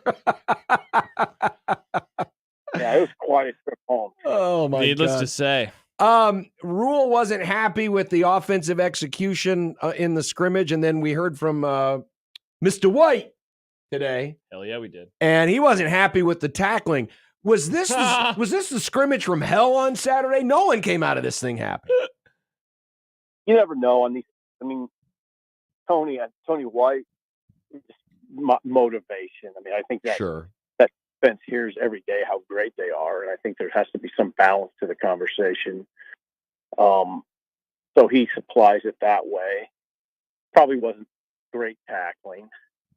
I mean, what I always say about the offense, not always, but what's occurred to me over the last several days is if you took 3 starting offensive linemen off LSU or Oklahoma, or name a fairly highly rated team, Kansas State, it's going to cause a lot of problems, and it's caused a lot of problems for Nebraska.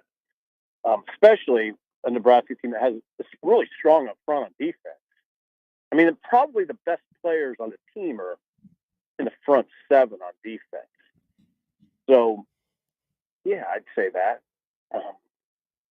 For sure, yeah. I mean, if you think about Robinson and Nash, Hutbacher, and Jamari Butler, and those would be three of the top 6 guys on the team. So, yeah, it's a problem. It was a problem. So, Is it changing your outlook on the season? Oh, I don't know that. I mean, in a little bit. Not in the sense, Josh, I want to see how they come out of that. I mean, this has to be managed. You know, you got to manage this. And that's coaches all over the country are finding issues in August that they have to manage, even the best teams probably. So, yeah, I mean, it's not ideal to have to manage around an offensive line with a situation like this. Listen, Lutovsky's going to be back, hopefully for the opener. Rule said that, okay? In fact, I think Rule said probably for the opener. Okay, now that helps. Teddy's out, obviously, for good. And Corcoran is just, to me, he's a bit of a wild card because they have him on a pitch count. Why do I say wild card? Because I don't know how healthy he's ever going to be. Right. So he maybe he gets to 100%, but I wouldn't wager on that. You know, I wouldn't. Is Turner Corcoran going to be 100? You know, then which you could throw back at me. Well, who is 100% in football? I don't. But Corcoran, his injuries are such that, and I think we're talking about foot right now. I just know this: whenever I hear foot injury on a football player, it's a huge red flag. So that's, you know, we'll see how that all looks. So could it be that left tackle spot is a place where it's at a point of concern where you think it could cost Nebraska a game this year? Yeah. I mean, I don't know for sure that it will. Right. But again, it's some of that is how well you manage it. There's a lot you can do. You guys follow football. You follow teams that have had subpar offensive lines. You can manage around it to a certain extent. The question is, can you manage around it to such an extent that you can get 9 wins out of the team? It kind of becomes that to me. And they might turn out to be okay this way. Maybe Turner Corcoran is hopefully. I mean, I would like to think, you know, faith in humanity dictates that he will say, I'm going to have a great senior year. It's been a rough career, injury-wise, but I'm going to finish it really well. And then maybe your problem's taken care of. Maybe Gatula, you know, finds himself a little bit. He's just a redshirt freshman. He's going against, you know, I'm sure he's lining up against Nash at times, Ty at times, and Butler at times. That's tough. That's really hard. Really hard for a redshirt freshman in probably most any program, because you're lining up across some really grown men now. You know, he's going to be a different player. Gunnar Gatula will be a different player when he's 23 years old, you know. So it's all circumstantial. But again, I just go back to what I keep saying. You got to manage your way through it. And I'm sure it's not. I'm sure there's a lot of stress involved. Hey, Sip, along those lines, I loved the weekend column this week where you wrote about the heat of August, and you're not really talking about the temperature. You're just talking about the weight of everything and how it can get to people. Matt Rule mentioned, some of the fatigue setting in for him on Saturday. How do you think? Let me ask it this way. How does the midpoint of a training camp this year compare to others that you have covered, whether it was last year with this staff or other staffs, in terms of everything kind of getting to people? Similar. I mean, similar, but Josh, remember, you've been at it a long time. Camps were harder, 10 years ago because there was more days. Mm-hmm. Two-a-days. Two-a-days changed everything. and it was just harder, and there was more coverage. There was more days that the media was there, so maybe that seemed harder to me when it wasn't that much harder. But you saw, okay, I mean, that stress I saw on Rule and the fatigue. Yeah, I saw stress and fatigue on Rule on Saturday, and I've seen that a lot. I've seen that a lot multiple coaches, especially the coaches that were really intent on being good, and that and Rule wants it. You saw the video, that viral video now, where he was talking to the team that it's time to win, and he loves this team, and and I know why. I understand why. It's a good roster, and it's a good bunch of guys, and probably he wants it bad for them, and so that causes stress when you really want it bad, right? Mm-hmm. If you're in a relationship that you want it bad, it's way more stressful than indifference, right? Or anything that even suggests indifference. So I think he wants this really bad. And when something happens, like your left tackle, even if it's your backup, and I think Teddy was probably the backup. When that happens, there's kind of a chain of events that can occur, and that causes stress for the head coach, especially when you got a 5-star drop back passer that needs protection. He needs to be protected. Mm-hmm. Not to get off the Husker topic, but I guess it's still related because you wrote a little bit about it today. The meltdown or the whatever that press conference was on Friday yeah, by Deion Sanders that looked like, paranoia will destroy you. Did that performance change your view on what could or should happen on September the 14th? 7th. Yeah, Sorry, 7th. Put it. Yeah, September 7th. I don't think interesting way to put it. Yeah. I mean, I don't want to like dodge the question, but I kind of want to see what happens against North Dakota State. Oh, sure, we all do. Yeah, there's a part of me that these guys are so brilliant. Some of these guys that they can dupe you.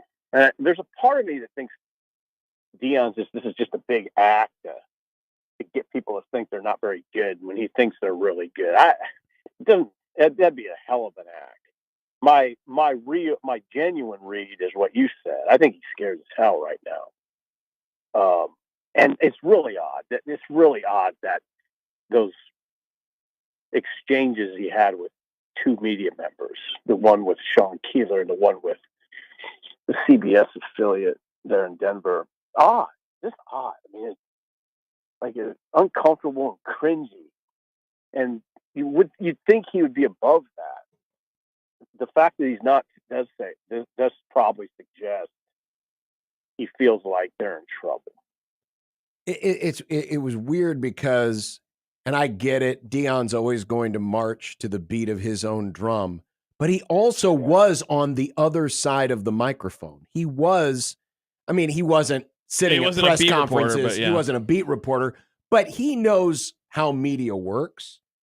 I mean, he's done a great job of manipulating media throughout the course of his career, and to use that moment. I mean, I'm thinking about if, Matt Rule, who just did a press conference on Saturday after the scrimmage, if he used that moment on stage to go after people either in the local or the national press because they wrote something they didn't like. It's like, where is your mind right now that that's what you'd rather focus on when you're in the most important time of the year in terms of getting your team ready for the grind? And that's where your mind goes. Yeah, it's startling, isn't it? It was one of those things that you watch twice because you almost can't believe what you're seeing. And the exchange with Sean Keeler was cringy. I mean, it was just like, what are you doing? I mean, I shouldn't even have suggested he was faking it because this can't be any way that Deion was playing some game because it was a horrible look. Keeler, of course, won that dust up. I mean, he handled himself really well Yes. in an very awkward situation, and then he eviscerated Dion. Yes, he did. He did. It was a well thought out, well written, constructed column that called it perfectly. Really, I mean, that Dion probably thinks he's staring at a 5-7. Probably knows he's going to have trouble with North Dakota State, and this is rough. So maybe what he's doing is creating a situation where he can play a victim. Now the media was unfair to me. People were unfair. I can't make it work in a place like this. I don't know. I mean, he's got to have some grand plan in mind. Usually these guys do. I haven't read a ton of his columns lately, but man, that reading that one, it seemed like a guy who was just kind of fed up with the shtick of everything. Mm-hmm. Keeler? Yep. Fed up with, yeah. Which is the circus of Colorado, the circus of Dion. It would be incredibly hard to cover it because Dion makes it personal. Now, this was the first instance, though, and that's partly what's most interesting to me.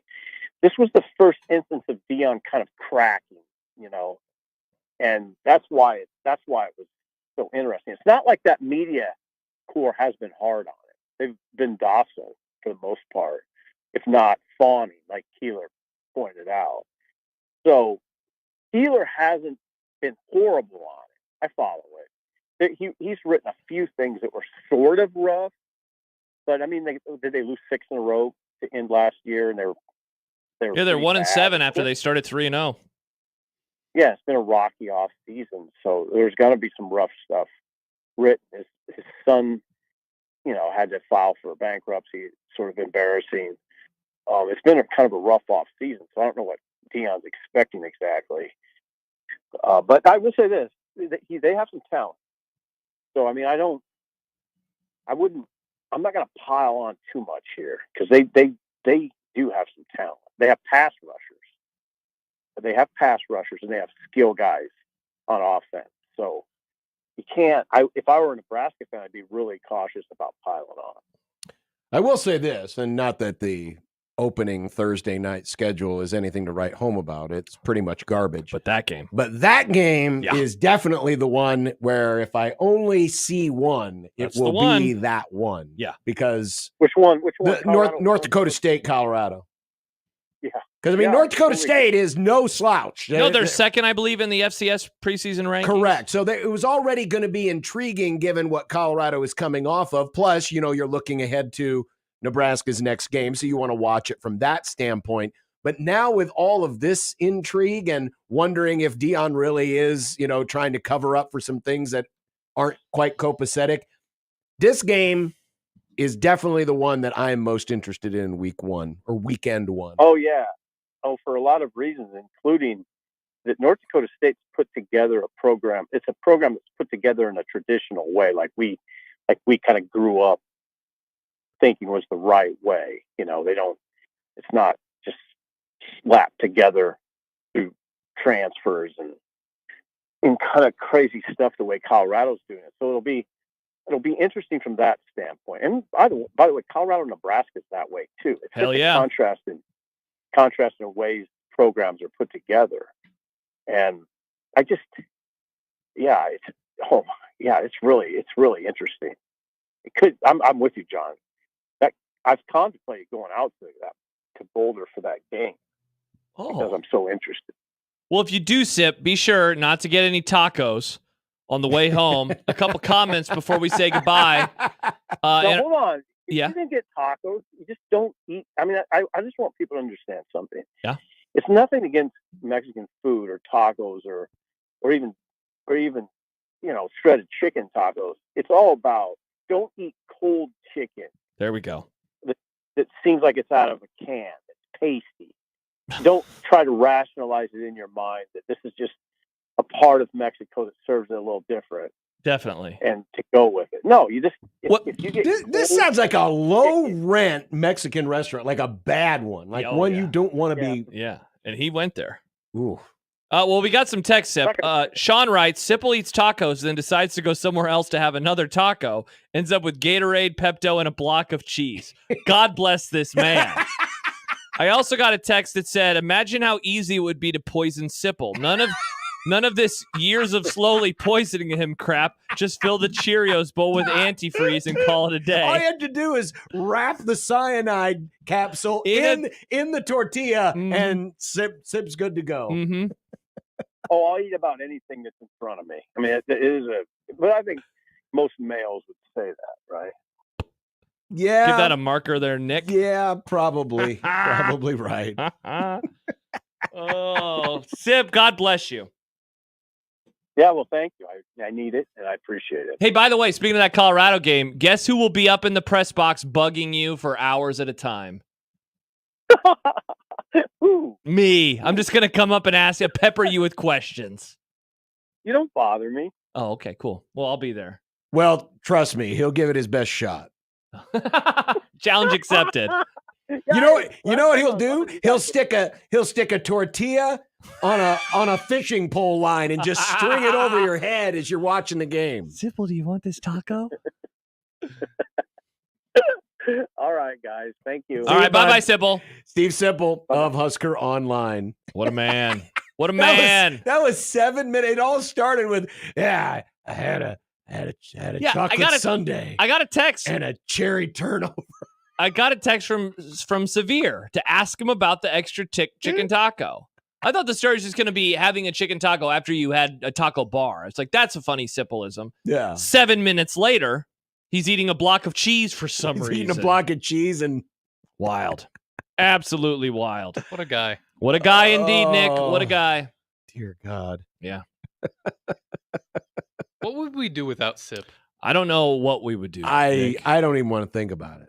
You know what I can tell you can do the first weekend of the season, John, when you're not watching games? What can you do? Well, 1620 The Zone and Liberty First Credit Union Arena are presenting Ralston Days. Ralston Days! Sponsored by Liberty First Credit Union and all of our stations. I think Nick will be involved. August 30th through September 2nd. Liberty First Credit Union parking lot. Free admission, John. Carnival rides, music, and food trucks. Wow, free admission. And Nick Grimm. And lots Can we of promise Nick this, Grimm. Nick? No. Oh, but you're of music. It's going to be a busy week for all of us at the Zone Oh, weekend. interesting. This is the game. Yeah, have we made the announcement that it's Red Out Week? I mean, it may be busy for And that us, we'll but be it out won't and be busy about on for you, Thursday. and you can go enjoy Ralston Days at the Liberty First Credit Union Arena. Awesome. I can't wait for that week. I'll have wings. Oh, I'll have wings on that Thursday, and then the next Thursday I'll have wings again.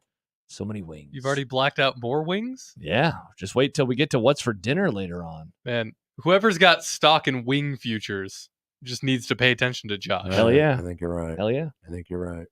Still to come, we've got some content. Nice. And Josh is apparently going to be talking about wings and what's for dinner Oh, interesting. on 1620 The Zone. Nick Grimm for Circus Sports Iowa. Baseball and preseason football are waiting for you right now on the Circus Sports Iowa app. With tight money line splits like Thursday night where the Eagles are plus 130 to beat the Patriots for some reason, Circus Sports Iowa likes to set you up for success by making sure their lines are some of the most accurate out there. And if you want to get in on some action tonight, baseball also features the tight money line splits as well as in-game lines that update every break to make you feel like you're right in the thick of all the action. And of course, they've got a ton of props as well. Now, if you do have football on the brain and you just can't get it out, check out the lines for week 1 of both pro and college football. They've got a ton of futures for you waiting there too. And you still have a little over a month to play Circus Contest, Circuit Survivor, and Circa Million 6. $16 million in guaranteed prizes between both of those. Details at circusports.com. What are you waiting for? Download the sportsbook that lets you bet like a pro and gives you all the hospitality of Las Vegas anywhere in the state of Iowa. Download Circus Sports Iowa today. If you or someone you know may have a problem with gambling, call 1-800-238-7633.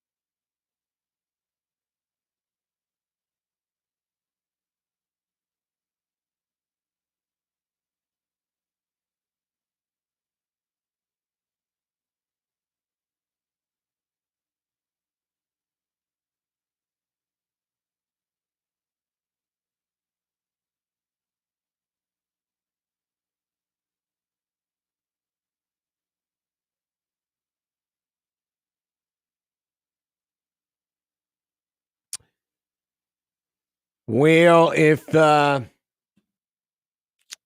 you are a Viking fan or you know a Viking fan, well, if you are a Viking fan, and Mike Schaefer, get out. I don't know if Schaefer will be disappointed by No, this. you know, it's funny when the news came down, I thought of him and I was like, I bet he's not going to be that bothered by this. But I know many are. And J.J. McCarthy, who had a solid preseason debut in the game against the Raiders. Yeah. Threw a couple of touchdown passes. Has now revealed that there is a tear in the meniscus of his right knee. And they have yet to decide how they will approach the situation. Well, he's having surgery, right? Well, there's going to be some kind of surgery. Oh, The question is whether it is just a trim of the meniscus, which could allow him to return this season, or if it's a full repair, means he's out for the year. And so how all this happened was soreness, right, is what was going on. Yeah. He started feeling soreness yesterday. Yeah. And so they did an MRI last night, and they found out that he had a tear in the meniscus of his right knee. So get used to the name Sam Darnold. Sam Arnold Darnold. Sam Darnold. It seems like the world is flush with ex-Jet quarterbacks.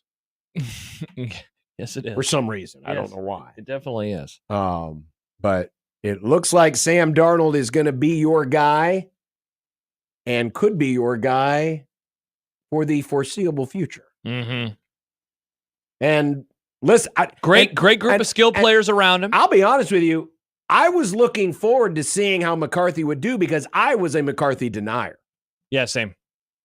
Same with Mike Schaefer. I didn't think his skill set would translate as well to the NFL, and he was worth the pick that they got. But it sounded like he has been having a great offseason. He had a good debut in this training camp or preseason game. It's like that meme. I wasn't familiar with your game.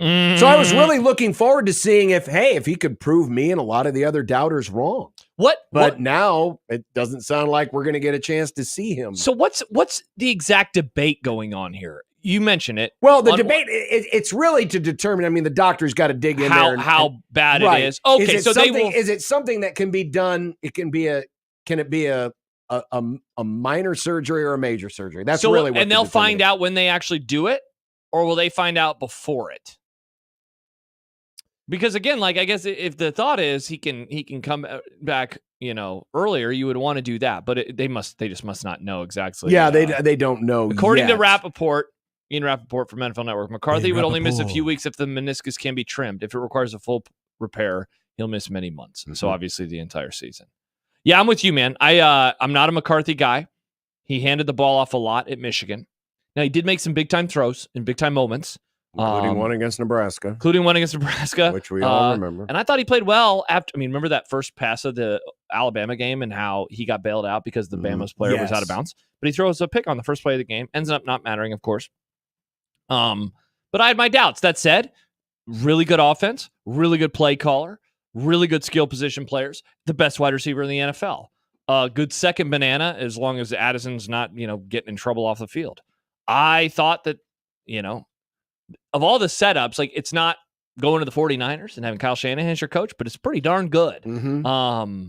And so now we'll see Sam Darnold, who, I heard somebody describe him recently, like if you watch his best 10 plays, you're like, whoa, this guy, you watch his best 10 throws, this guy can be the guy. But otherwise it's like, it's like a party where you wake up and you're just like, that hangover sucks. Yeah. And that's how his play can be so often. Totally unrelated, but I just saw this tweet come down earlier from Football Scoop. So Texas A&M had a couple of non-football events or non-American football events that took place at Kyle Field. They had a soccer friendly between Mexico and Brazil, and they had a George Strait concert.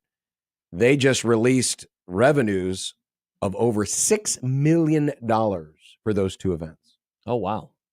And the reason I bring this up is because colleges are looking for new ways to help fund things, with revenue sharing now becoming a part of the new world order. Mm-hmm. Nebraska has dabbled in non-traditional events in Memorial Stadium. Will news like this maybe encourage the folks in Lincoln and other places to look further into scheduling non-football related events, especially during the summer, in their football stadiums to help boost revenues? And sure, there are other factors in mind. I mean, if you're going to host something that has a lot of international appeal or even national appeal, you still have to have hotel rooms and be able to handle all that. It's got to be worth the performer's time to come to a market the size of Lincoln for a big and that's why 80,000 80,000 people would make it, theoretically worth the your thing time. about Kyle Field, Texas A&M, it is relatively close to Houston, which is a major market. Yeah. But I do wonder if folks will try to find new. I mean, we saw it last year in Nebraska. They did a volleyball match there. Yeah. Definitely a non-traditional event. What was the concert that was there a couple of years ago? The one that had beer for the first time in the stadium, the country. Who was the artist that performed? It was George Strait, wasn't it? No. It was it Garth? Or maybe it was Garth. Was it Garth? I think it was Garth. Yeah. Garth did it. Now, The cable guys performed there. Do you there. agree with Doc? Nebraska can't have concerts in Memorial Stadium if they're going to have real grass. They do that at other Texas stadiums. A&M has real grass. And for before he says but they're in the South. Kansas City hosts concerts. Kansas City just hosted Morgan Wallen a couple weeks ago. And I know it's a little warmer down there, but very similar climate overall. So I don't think that would. I don't think that would preclude them from being able to do that. I wouldn't think so. Yeah, I wouldn't think so. Cleveland Brown Stadium just hosted SummerSlam. Mm-hmm. I believe that's natural grass still. So, yeah, it can be done. Yeah, but it's what kind of an act? I mean, yes, they did get Garth Brooks, but can they try to do one big event, big non-football event a year every there summer as a way to try to generate more revenue? In theory, yes, I think so.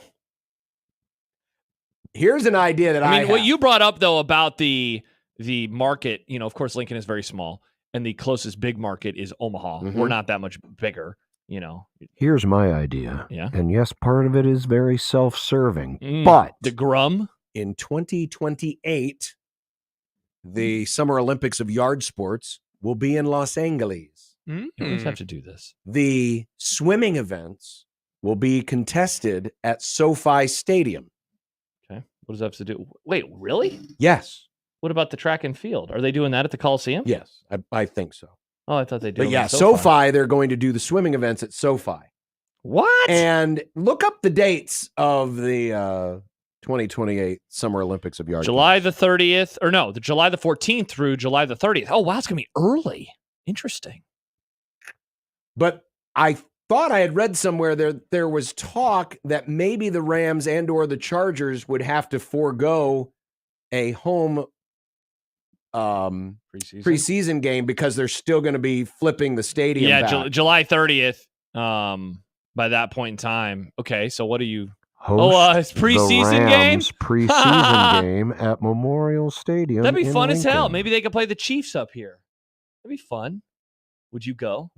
Of course I would I go. thought you hate preseason games and they're worthless. They are, but Interesting. it's my team. I'd be there to support my team. Interesting. Does downtown Lincoln have the capacity to handle that many people trying to park and come up to watch that kind of game? They do it 7 Saturdays in the fall. They can't squeeze any more people into that stadium. And it's not like they're going to get a bunch of Los Angelinos coming in to watch a preseason game. It would be for the folks here in Nebraska. Mm-hmm. But I have said before, Nebraska should try to see if they can host a preseason game. Playoff game. By the way, John is right about the Coliseum, that it will host track and field. That will be awesome. I thought we knew track and field was going to be at the Coliseum. So, I figured it'd be at SoFi. Well, they don't have a track at SoFi. Well, yeah, but they don't have a track at Coliseum anymore either. Well, but they They would were put gonna one build in. No, I know. I figured that they would put it at SoFi because it's the newer. That's what they do at all these other stadiums. No, but they want the swimming there at SoFi. See, now that's the thing I didn't realize is Yeah, that they they want the wanted swimming. swimming to be at a 90,000 seat stadium. Wow, that'll be quite the visual. That'll be cool. But what would be even cooler is a Rams preseason game in Lincoln's I don't think Memorial that, Stadium. I don't think it would be that cool. It would be the biggest sporting event of the year. Why don't they just pull a France and let all the swimming events happen in like those water canals throughout LA? I say just swim in the Pacific. I just got a message. Don't look at the location for women's softball. Where's women's softball at? Dodger Field? Dodger Stadium. Dodger and no, Stadium, they won't come do it on, at Dodger Nick. Stadium. They might play. They probably play baseball at Dodger Stadium. I don't know. That would be cool. Trying to figure out the location. Wait a second.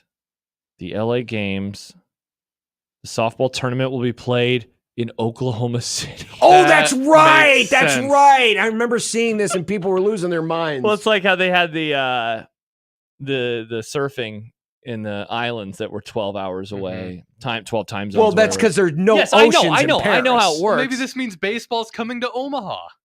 Jimmy Allen, they don't do softball or baseball in the Olympics. Yeah, they do now. Yep. They do Yeah, in they will. In 2028. 2028. They're Yes. back, folks. 2028, they're back. Yeah. I'm excited to watch all these single Seriously, and there you double go. A There you go. players. That is so. Mr. Yogurt, get on the phone right now That is with Mr. Cronky and say, we think you might need a place to play a preseason Done. game. We will host you in Lincoln.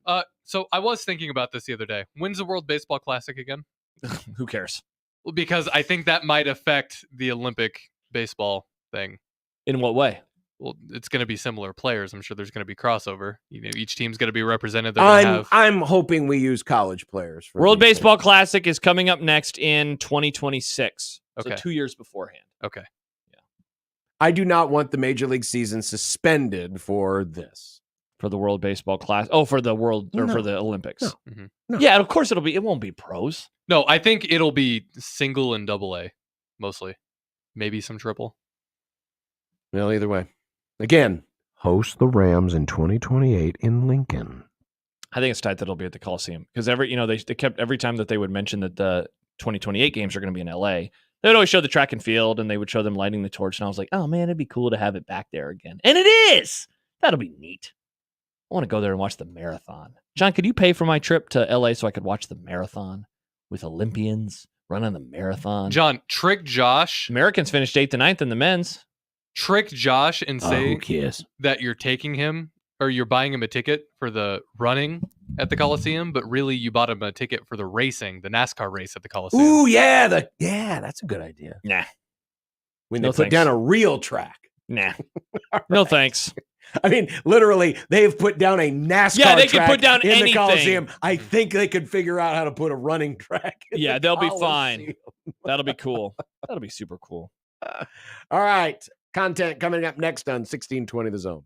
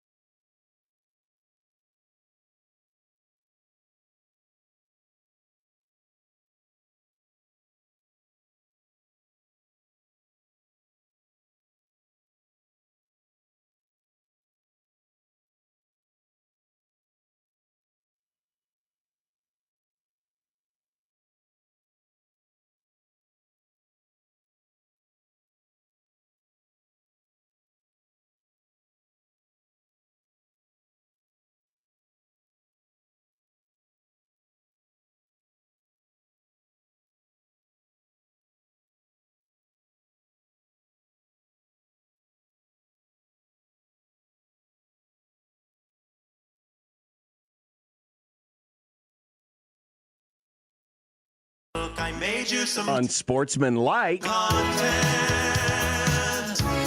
Unsportsmanlike content. Unsportsmanlike content.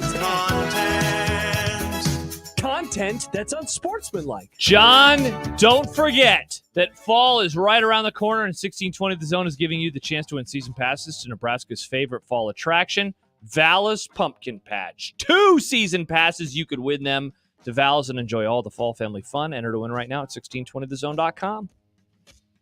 Guys, it's time to focus on our area's favorite sport, college baseball. Oh, in August? Mr. Yogurt has extended Will Bolt's deal to helm the Huskers for 5 years at a cool $500,000 per year. Good idea? Yes, it is. Is it? Yeah. Is it? Yes. Big Ten tournament champs last year. He's been to a couple of regionals already. What about I the know midweek games. I know everyone Have you likes seen to this? Have you panic heard about about the this? midweek games. They kept losing to Creighton. Guess what? They still went to the tournament. John, look at the They polo. won the Big Ten Look at tournament. the polo that you're wearing right now. Yeah, so what? Interesting. The guy who always wins the Tuesday game says this is pretty good. They should give him a 1,000,000-year contract. That was a 1-year thing. Now, granted, Creighton has owned Nebraska. Oh, in recent years. interesting. It'd be like if you were like, yeah, giving Frost I another can't- year so is a I good can't be idea. sincere and say that Will Bolt has been a success so far at Nebraska. He has the program's best intentions in mind. He's been a good coach. Has he? Yes. Okay. I'll take your word for it. Nah, I mean, in all seriousness, it did follow a season in which they won the conference tournament. I forget, did they win in the NCAA tournament? Did they win a game? Or did they go? Yeah, they won a game. They won a game. They didn't go 2-Q. They won a game. And then what's his name just kept hitting home runs. The guy from Florida. Well, Plays for the Royals now? Home run man. No, he only had one home run. Oh, okay. I thought he had a lot of them. What's that guy's name? The guy from Florida. He wanted him for the Rockies. Jack Caglione. Jack Yes, Caglione. yeah, I couldn't remember his name. I'm football pilled, John. You know what's up. Time for our weekly content check-in on the other team in Chicago, the White Sox. They've now won 2 games in their last 5, knocking off the Yankees by a score of 12-2 last night. It was big for them because their run differential is now only minus 241. How are we feeling about them matching the Mets as the Woke? Well, as we talked about with Farron earlier, not great. They're only 1 game behind them now. I don't like this, John, because famously the Mets, who finished with 40 wins that season, that means that moving forward, they went 10-32. So less than 25%. I still think that they're going to do it, but this last week has been bad for our chances of seeing it happen. They've won 2 whole games recently, but not against the Cubs. No, thankfully the Cubs did not falter against the White Sox. But the Yankees, if you know a Yankee fan today, no, they don't deserve a hug. They deserve to be laughed and mocked. Hey. Nobody should be losing to the White Sox. I'm not gonna laugh at my girlfriend. That's rude. You're dating a Yankee fan? I am. Are you serious? Yucky. Yes. Ugh. Gross. Well, I bet she belches and doesn't say excuse She me, obviously has like all bad. Yankee She fans. obviously has bad taste. Look who she's dating. Nice. Very good taste. Got him. Bill Barnwell ranked all 14 NFL playoff teams from last season as most likely to make it again in 2024. His top 3, the Chiefs, 49ers, and Ravens. His bottom 3, the Bucks, the Browns, and the Steelers.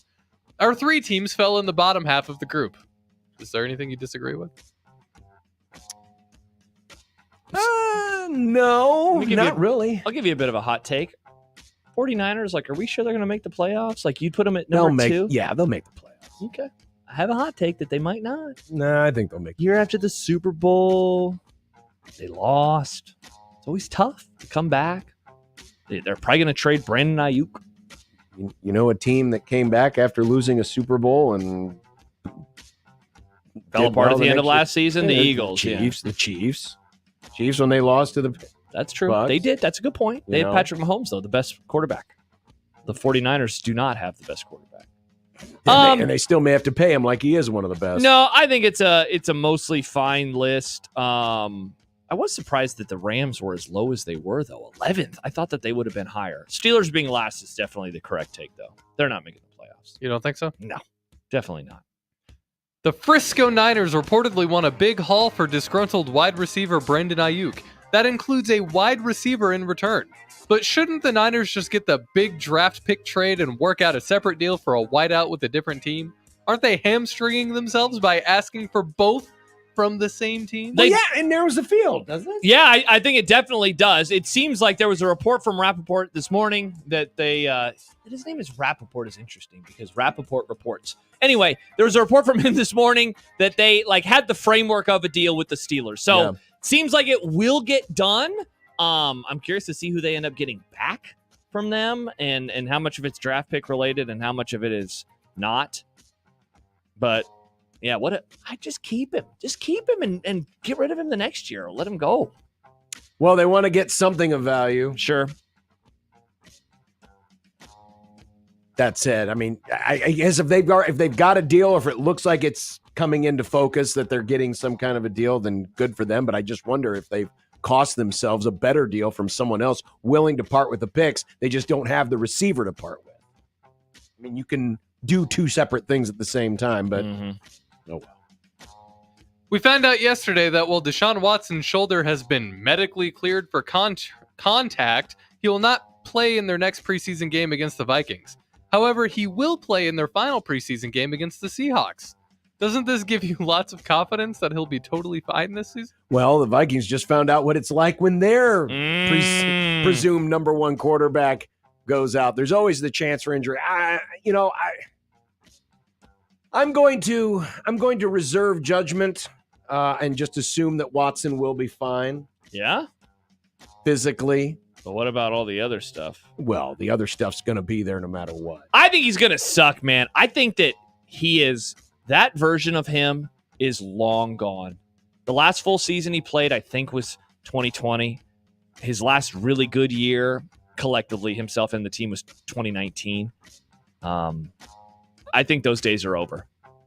Browns fans got to make peace with it. It just sucks because his contract's a boat anchor. Mm-hmm. Not great, Nick. Also, he's a horrible person. And that. Deshaun Watson is a piece of trash. Yeah, they're going to be bad.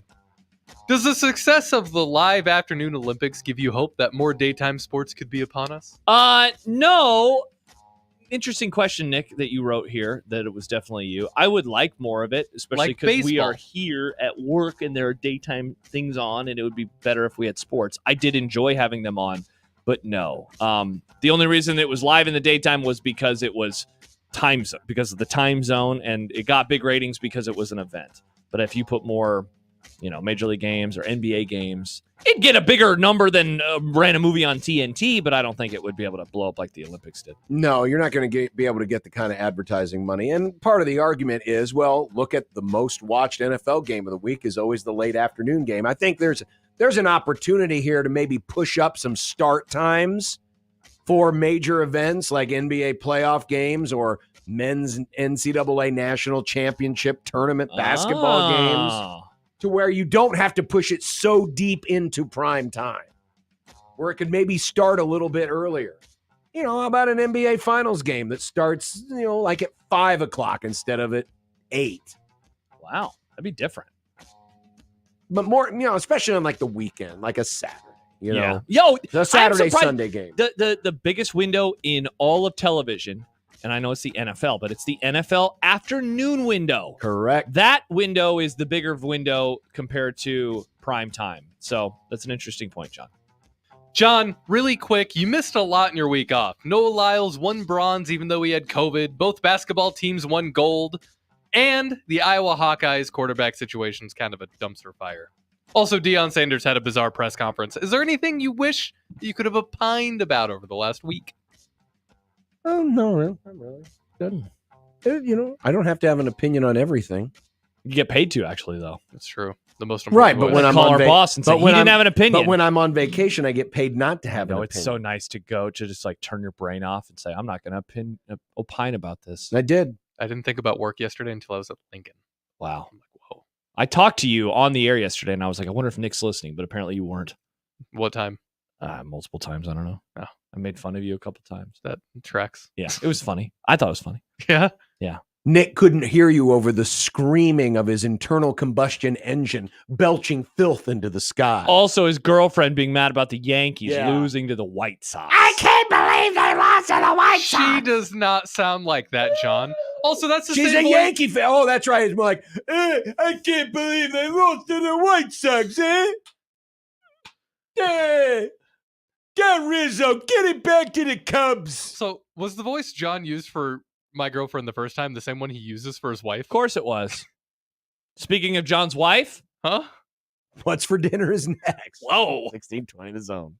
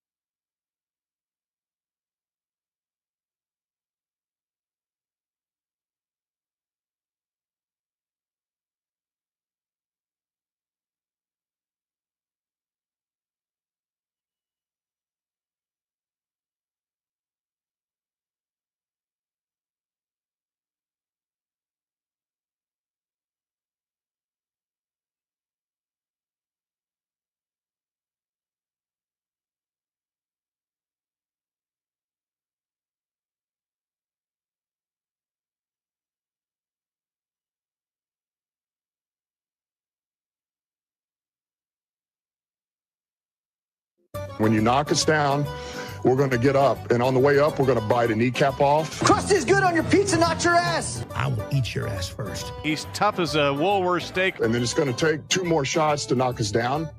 All right. And on the way up, we're going to take your other kneecap. I'm ready to hang them up, gut them, and skin them, and chop them up. You know what? I'm ready. My daughters aren't starving to death. I'll eat my neighbors. And we're going to get up, and then it's going to take 3 shots to get us down. And when we do, we're going to take another hunk out of you. Cliff, what are you going to take away as your best memory from playing basketball at Boston College? Probably just like going out to eat. It'll be the first dinner the wife has prepared from the new look kitchen. How's that shoulder doing? She gonna be. Are you still making her make you one-handed sandwiches? She's fine. This one-handed sandwich is great, She's not dear. one-handed. Oh, one-armed. I apologize. She's not one-armed. What do you have? Do you know? I don't. Oh, okay. It's a surprise. You get a surprise. Well, I hope it's tasty. I bet it is. I hope it's not a cold taco. I will be suspicious if it is a cold chicken taco. Yeah, get the block of cheese ready. I'll get the block of cheese and the Pepto. So we went to a spot in Omaha on Sunday, ordered wings, and we had some leftovers. So I'm going to have some of those tonight. Toss them in the air fryer. What? You having wings? What? That was the first time I had wings in like 3 weeks. You know the last time you had wings? Of course he does. I'm guessing, Nick. I'm guessing. It's a little weird. You know how the ladies will keep track of their cycles in the calendar? Josh does the same thing with wings. Wing cycle. Nick, a what wing you having? cycle. I don't know yet. What's a good pregame meal to have if you're in a softball team? It's a good pregame softball You know what? meal. I would get, to save yourself, get the cold chicken taco. Yeah, burrito bowl. Get a burrito bowl, Hey, Nick. I've never done this before. Maybe I'm a ringer. Wow. Nick is playing softball tonight. He's going to go over something. Can't believe we're going to have to talk about this again. What else tomorrow, John? Michael Michael Severe will be here, and it's dumb debate. Bye.